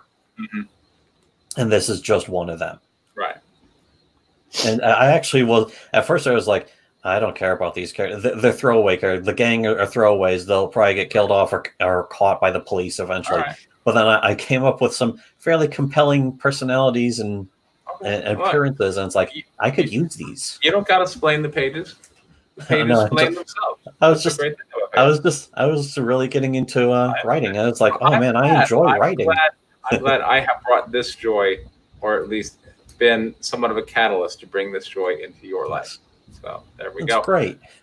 And I got to. I'll start off. These pages are an improvement over what I'm typically seeing. I like to think that you're kind of learning as you come in, and you're absorbing some comic book formatting scripts and formatting tips, and now you kind of see, maybe I should just go ahead and name the character, because that's a decision writers got to make. But you see, like when we're reading it, it flows a lot smoother. And hearing the character called McCheese for like an entire show, right? Like, I need a name for this character now. Yeah. And you can imagine, like later on, if you're having to pay money for the comic to be produced, those could be errors. Like the letterer could show the word balloon going to the wrong person because they got confused. Mm-hmm. So you have to write for maximum clarity. Well, I mean, that's the thing is these are like 0. It's like 0.1 version draft. I had no understand. expectation of these ever getting heard. Okay. So it's like I But know when that you I submitted them, you knew they were going to get hurt. yeah, well, All right. because of this show. But if that's also Yeah. the thing is, if I ever thought that this was really going to get created and published, I would Yeah. go back and redo pretty much all the dialogue. Okay. You know. Okay. But yeah, I want to hammer out the plot here, Okay. and I think I definitely did that here. Yeah. So, this is stronger than what I've seen in the past. I feel like you're improving as a writer, and I'm glad to see that. We have some diverse characters. Those characters did not speak with one voice. They had different goals, different motivations, different ways of expressing themselves. I'm glad about that. That's one of my biggest fears is that I'm going to be guilty of same voice. Yeah. So I think you did okay there. And really, the fat guy Bill. I had the guy in mind, Royce Lopez from Revenge of the Sith. So he could actually be big fat Mexican guy. He doesn't have to be white. Okay. Very None good. of them have to be All right. white. Yes. None of them have to be. That should be the title of the script, as far as I'm concerned. None of them have to be white. All right, Jennifer.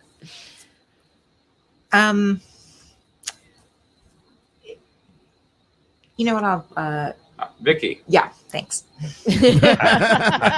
Pass. It's percolating. It's stewing. It is kind of percolating still. It's a lot. It's very action packed, and there's a lot going on. There's several characters, which is good. I mean, and I also I do want to say that the supporting characters, of which I was one, are very colorful. I mean, everybody's quite colorful, but the supporting characters especially are quite a colorful bunch. I'm actually visually, I was thinking a lot about it. I don't know if any of you have seen the movie Weird Science, but there's a scene in the movie where a troop that sort of looks like cast-offs from Mad Max drive into the house. I just kept thinking about that as I was thinking about the story. Yeah, the punk rocker, stereotypical green mohawk. And it's like, should I even go with that? Is that too obvious? No, you know what? We're going to do it. Yeah. This is actually somewhere in the middle of the story, though, right? This isn't at the beginning of the story. Is this the beginning? This is page 30, or this is page 20 to 30. Yeah. I feel like we started reading, or at some point the earlier pages were read, right? Yeah. There's the kid in the pit. It was a couple of months ago at this point. Yeah, it's been a while. Yeah. Big improvement over that writing. Yeah, this is the one I was on with, Yeah. wasn't it? Where it starts out with the boy falling in the pit. I think Yeah, it was the boy trying to get out of. Yeah, he was in the pit, started in the pit, was just trying to get out of the pit. Yeah, it's gotten way better since then. Yeah, that was the first 5 or 6 pages or something like that. Yeah. And yeah, I definitely wanted to get away from that and get to the story. That was actually my biggest fear, is that not enough was going to happen in this 10 pages, because nobody's going to be getting shot yet. Nobody's going to get stabbed yet. But it's definitely leading towards at least some of that. I was hoping that at least I wouldn't be boring people with 10 pages of people walking to a building and talking. Because in a comic, especially a comic book, I think a lot of people might expect you got to have a fight scene every 10 pages, or else what are you doing? I really don't know what's expected for a comic like that. But you could make the dialogue so compelling that is a fight scene. That's why I want to go back to really to clarify. I think the dialogue is already pretty good, but I can definitely improve on it when I go back to it, if I ever do. I liked it. The parents were nicely set up. Good dialogue, good descriptions, good. Is it really that hard to see my name? It's just patriarchal. No, it's like reading a license plate, like the vanity plates. It's just because it's all one word. Because if you look at one word, it looks like you want to say patriarchalape. But it's patriarchal ape. Patriarchal jalopy. But yeah, I mean, I like the gang. I really liked. I really they formed images in my head of the different people in the gang when they were talking. So I particularly enjoyed that. And like Ellen said, there's a lot of improvement from the first couple pages when we did it the first time. So you are growing with it, and it's flowing a little more smoothly in many places. and those characters are kind of popping out to me, and I can envision most of those characters in my mind. So that's a good plus. These are going to be some of the really big characters coming up as like the other gang. In fact, I was going to make it so the entire first gang you see here would be disposable. And then I came up with these descriptions like, these are good. These are good. I could actually keep these guys around for the whole story if I wanted to. I like these guys already. I like Lesser Dog's version of your name, Patriarch Chipotle. Yeah. Chipotle. Anything else, Lunga? Yeah, I mean that's pretty much it. But again, the biggest thing to me is for basically since I had the pleasure of at least seeing the beginning of this from you, that there's growth. There's growth going on here, and you are definitely getting better as you go along. Yeah, honestly, I got a lot of ideas for this story about where it can go. Like I had already been thinking about it, and it's just not written down yet. This stuff could really, I could go on for a while with this, but my biggest fear definitely with these 10 pages was that either it was going to be too boring, or in fact, what I was kind of thinking is that I should slow this down, pace it out a bit more, because you should see realistically the way he builds up to just joining. And then I started thinking about that, and it's like, no, that would take forever, and it would be dull as shit. So I gotta zip through that. And so it actually became I felt like it became kind of comedic the way he just breezes through the front door of this gang hideout. Like, yeah. What's the password? Yeah.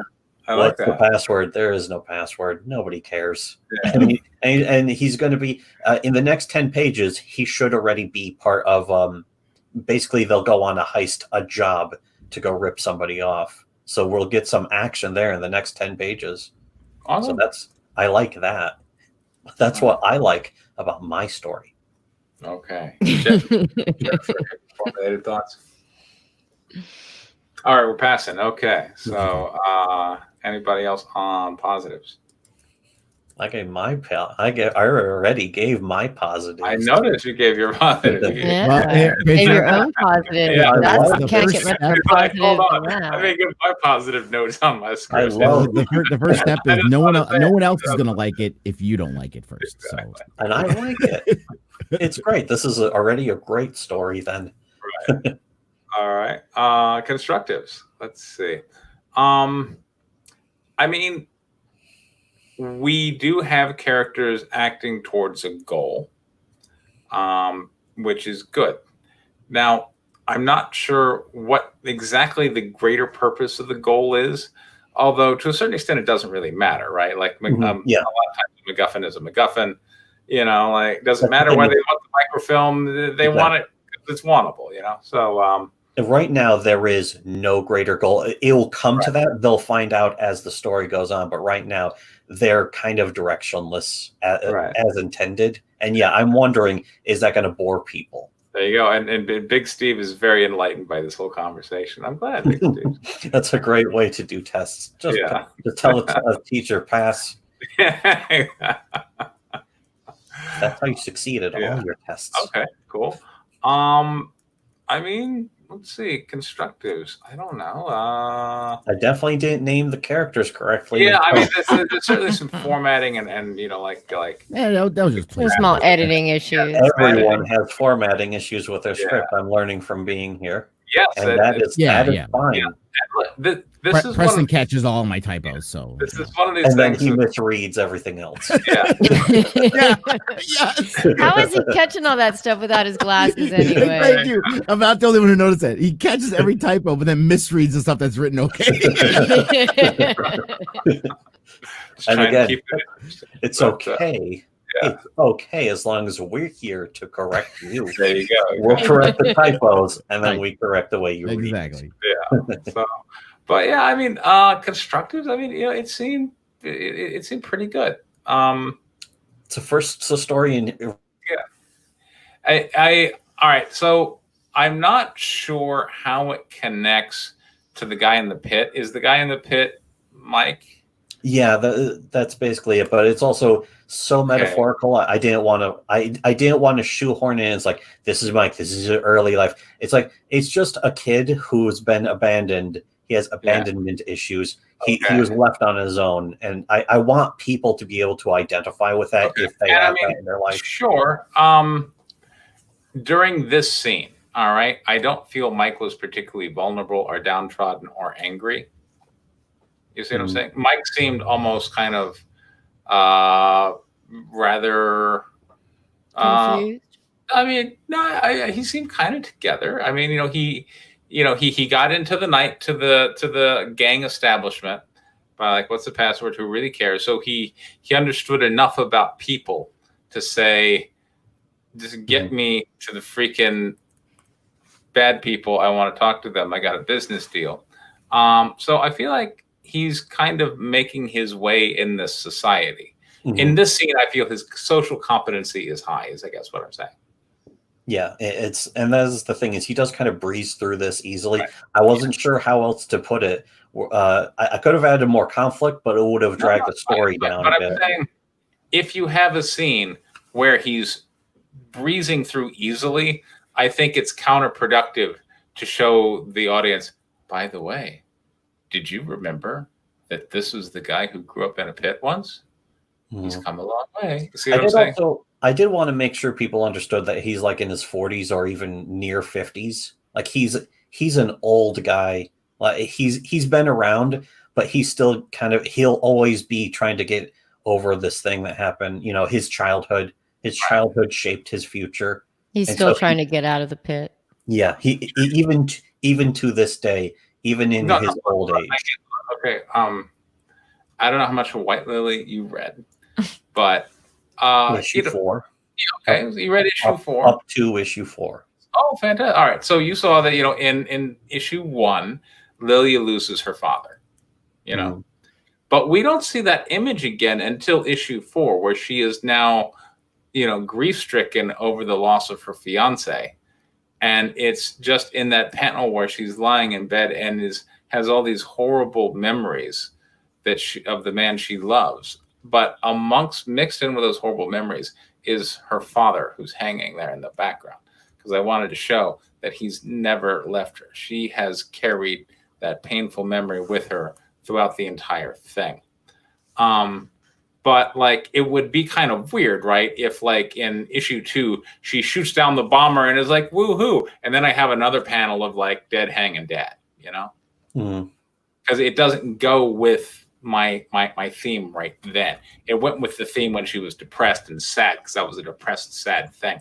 But like growing up in a pit and being the target of nothing but abuse and not experiencing love in your life, that's some pretty heavy shit.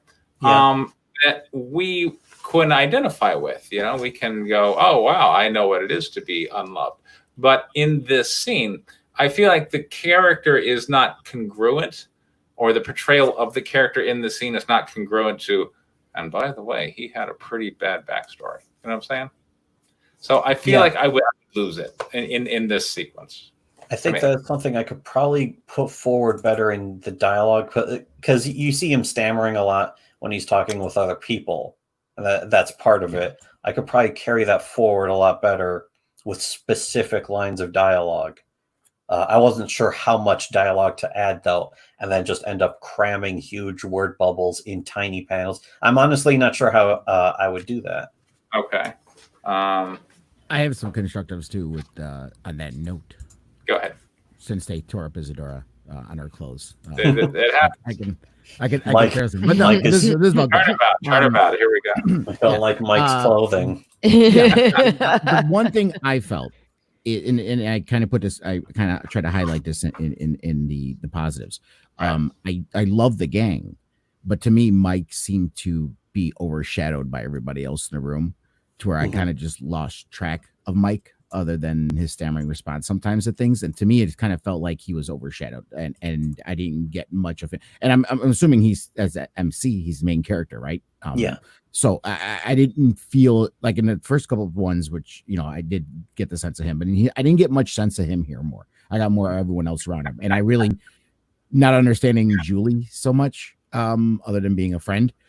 So I would like to see more as the story goes on. If the main character starts to recede a little bit, I start to lose interest in the main character. And I start just looking at everything else around it that I like. And then I get near the end, I'm like, oh, the main character's back. And I'm like, okay, well, what was their point again? So I kind of lose it at that point. The only other thing I would say too is as far as building it, like page 25 and 26, I saw, and I'm not sure if this is the case. I'm gonna guess if I'm wrong. Correct me. When I used to write, especially early on, things played out in my mind like a movie. So I would try to write things with a lot of stage direction, if you will, like a director would when setting up a scene. And it felt like there was a lot of panels that were like more stage direction rather than anything else. And there was a lot of shrugging, a lot of looking at this, walking this way, walking that way without much dialogue. And it almost feels like you can accomplish that in one panel rather than 3 or 4. It just seems to stretch it out to where, like, when I read a comic book and I see panels like that, my eyes instantly just go boom, boom, boom, boom until I get to the next piece of dialogue. Because I'm like, okay, well, they're just standing around, they're doing this, doing that, and I get to the next piece of dialogue. Well, that's also why a lot of I am trying to break up the panels so that you get a sense of where people are, where they're kind of moving, and it is important for every panel. I did want to put some kind of very basic description of what you're seeing in each panel before I put in the dialogue. That's just the way I'm formatting it. I don't have to do it that way, but that's just kind of the way I like doing it. Yeah. And again, this is a story I never expect to be made. If somebody came along and said, okay, I'm going to either pay for the art or I'm going to draw all of this for you, I would go back and I would revise every single page, every panel of this. Well, my advice would be, when you're writing a script, is you need to be in the head frame of, I'm writing something that should be made. You know what I'm saying? Yeah, I definitely believe this should be made. This is the best comic I've ever read. You should write it in such a way that it won't need to be rewritten if it actually is made. Well, I wouldn't want this to not go without some revisions. The other stuff that I've written before that I definitely never published for anyone, I would always go back. And the key thing I would always look at is the dialogue. And then I'd rewrite the dialogue a lot. Okay, fair. So what I really wanted to hammer first thing was the plot here. And that is the thing that I'm really wondering about here is this plotted out properly? Is it too fast? Is it too slow? I think the plot was fine, honestly. Yeah. All right, yeah. I mean, the plot's fine. The pace and the pacing's fine. And I do think also the way you were talking about, like the Mike character starts to shrink into the background, because I'm introducing these other characters. I kind of wanted that for him. He's always kind of meek. I wanted that to come forward, is that he's not a leader. He's going to become a leader of a gang, but this is the start. I wanted to show the contrast, the character arc. He's going to be building up. This is his very small start. And yeah, I really ended up liking these side characters. I was going to make it so they got killed. I could actually do that. I could make it so that they all get killed off at some point. Guinevere was originally a side character, so it happens. But now I'm like, these characters are kind of cool. I want to keep them on. I have ideas for other characters that are going to be showing up. And you also probably noticed the Dirk character and the Kate character. I described them. They have no lines. I was intending on giving them something to say. And they should in like the next 10 pages that I write. But here they actually say nothing.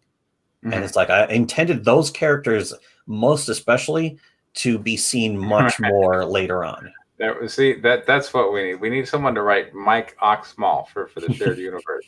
Mike Oxmall. That's a thing. Immediately, that's a great character, Mike Oxmall. Now I have to change the name.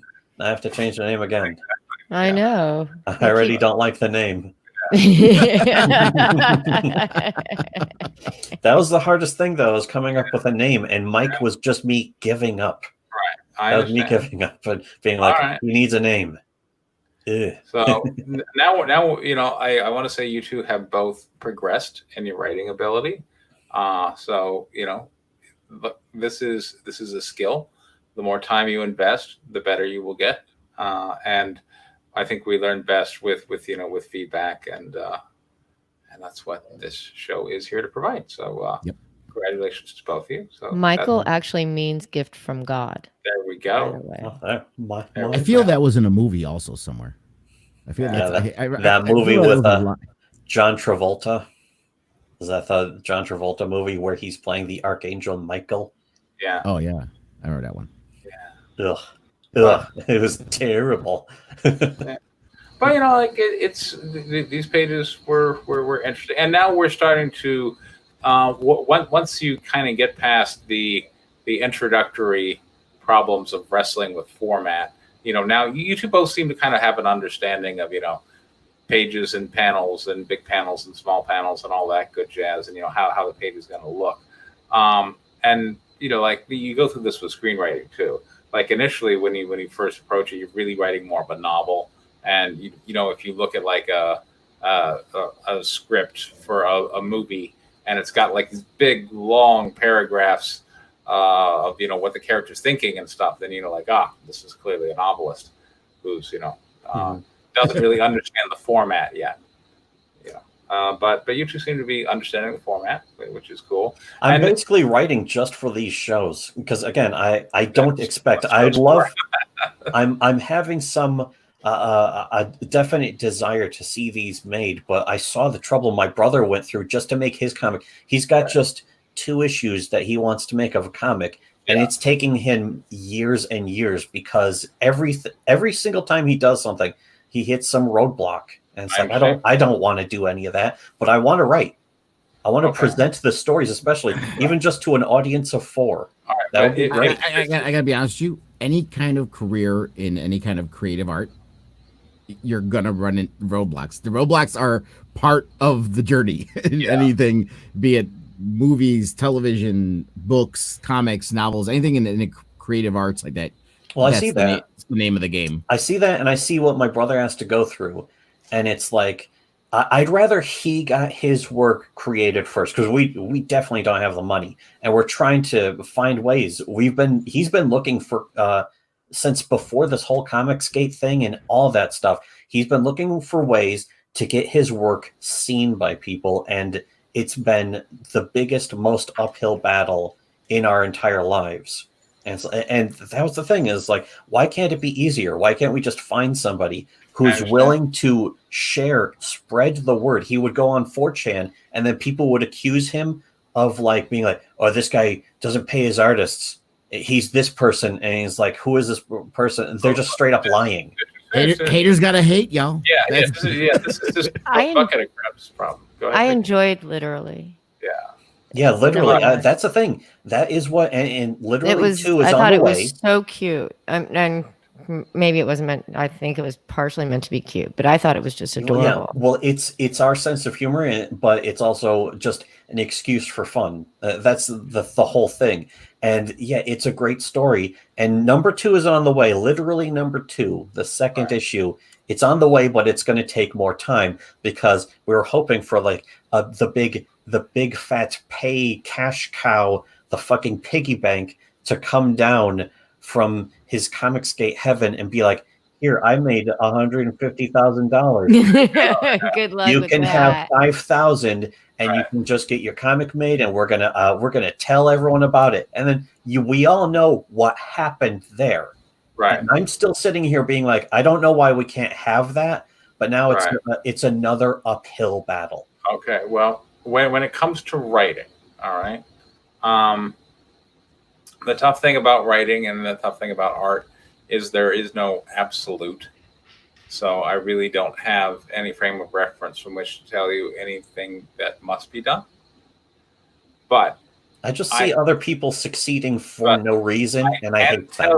Okay, look, now we've left the realm of writing, and now we've entered the realm of capitalism, and that is one of the very common criticisms of capitalism is the wrong people seem to be succeeding. Yeah. And you know, now we're leaving capitalism, and now we're entering the world of poker. And if you sit around the poker table, you'll hear people say that the wrong people are getting lucky. I should be getting lucky. It's my turn. And it's the dealer. It's the dealer who's cheating. The dealer is feeding them cards. That's why. And you know, really, all this time that we invest in the wrong people are winning, or that person doesn't deserve a hot streak, or any of that. I should have gotten that role in that movie. Yeah, you know, it's all just wasted effort. All right. Well, that's also why I'm here. I want to, one of the things I always want to make sure that I'm here. I want to tell people about this. We posted it on our Discord so that our fans can see this. And I want people to know this is a place where they can actually do real writing work. You know, this is for writers. This is not for people. That's the thing is, again, DeviantArt and shit like that. Any artist can get their art seen and they can make a ton of money doing furry commissions. What can writers really do? It's so much harder for writers. It's very hard for writers. And that's why I want to promote this. Awesome. And I'm here for you. But my advice is, like, mentally, like, I want to try and get you in the mental game of writing, which is very important. Because, look, you know, writing is one of those professions. Look, if you're a boxer and you step in the ring and your heart's just not in it, you can always blame it on the other guy was just better than you. But writing is a solo sport, you know, like it's just between you and the work. And I would encourage you to adopt the mindset that you need to approach this as though this is something you desperately want to be written, that you want to be made, and you're going to write it as such. Mm-hmm. That's have faith in it. Yeah. Well, the most pathetic thing is this is kind of my only thing. I can't draw, and I'm not going to be able to get a movie made. I want to be a writer. Since I was young, actually, you know, I actually right after I read Jurassic Park when I was like 11, I read Disclosure, and it's like, what's he talking about when she's wet? She's describing her as not wet. Is that normal for women? I'm 12 years old, and what is this? But that's how much reading I did. I love reading. I spend a lot of time reading. Yeah. And now we finally I have found a platform for writers. It's the Preston Poulter Show. I want to make sure people know about it. Okay. I'm very glad. Again, I would just say, focus on when you're writing when you're sitting there by the computer with the keyboard, I want you to think, I'm going to write this from the frame of view that I want the reader to see. I desperately want this to be made. That's how I've actually done more writing recently. I came up with another couple of ideas. I got that thing finished. I submitted the character idea to your website. I've been putting that off for a little while, but it's like I finally have the time now. I kind of always have the free time, but I need an excuse to say now I have the time. And it's something that I really kind of have to force myself into. It's something I should be doing more. I'll freely admit this. I don't do enough writing. I should do more. Right. And look, I mean, Guinevere is a better performing story than White Lily, and that's fine. I don't regret putting White Lily out there, but I could also criticize that White Lily, the sequence of the art, the way the art is sequenced. It's better in Guinevere. I'll say that. In Guinevere, it's much easier to look at and to read. Okay. And I was on board with I like White Lily, but Guinevere, the panel layout even is superior. Yeah, I made some choices, like to go in different orientations and stuff when they go in the air and all that. Maybe it'll work, maybe it won't. But I was still swinging for the fences. I'm like, this is gonna be great, and maybe some of my that's a good attitude to have. That's always a good attitude, and that's the attitude I want you to have. That's what I'm saying. Yeah, you got to have that, because I will be honest with you. If you don't have faith in yourself, you can't expect anyone else to. Well, I came up with a new story concept. It was like a couple of days ago, just kind of out of the blue, and it's like, this is a really good idea. I should start writing this. I could actually present this new story idea. I'd have to come up with a bunch of new pages, and it's such a rough sketch of an outline. It deserves more work, but I definitely want to do the work. Okay, awesome. But I have to mow the lawn and do the dishes too. I know. Yeah. All right. Well, I think that's everything I had to say. Yep. Yeah. No one else has anything. Nobody else has any criticism. I can't take criticism. I do poorly under criticism, so be gentle. You did well under mine. I mean, mine wasn't scathing, but you did well under. Well, I mean, that's another great thing about the show is nobody's going to be scathing. Nobody's going to step up and be like, "Your comic shouldn't be made. Your story, you should quit. You should quit." Nobody. I will never say that to anyone here. No, I will never tell anyone that they should quit their story. All right, cool. That's what editing is for. And Steve feels way smarter which I'm glad. Galaxy I got a bigger brain, or maybe it's just a bigger head. So I'm glad. Let us know when you get into the 10th grade. And Exactly. And when you start blinking, that would be great. Too. It's a glowing brain meme now. The galaxy brain meme. But yeah, cool. All right. Well, next week is pitching stream. I look forward to seeing everybody there. Mm-hmm. And well, 6 people. Is it still just StreamYards? Because that's only allows 6 people. Yeah, but I mean, look, I'll bring on somebody that can pitch, and then I will take them out and bring on somebody else. All right, good. But yeah, we'll have it well organized, and so before the pitching starts, people will know exactly how it's going to run. Exactly. All right. Fantastic. All right. Cool. All right, everybody. Well, hey, thanks for tuning in. This has been Preston Polder, Pocket Jacks Comics. Thank you so much for your time, everyone. Take care. Good night. All right. See ya. Good night, all.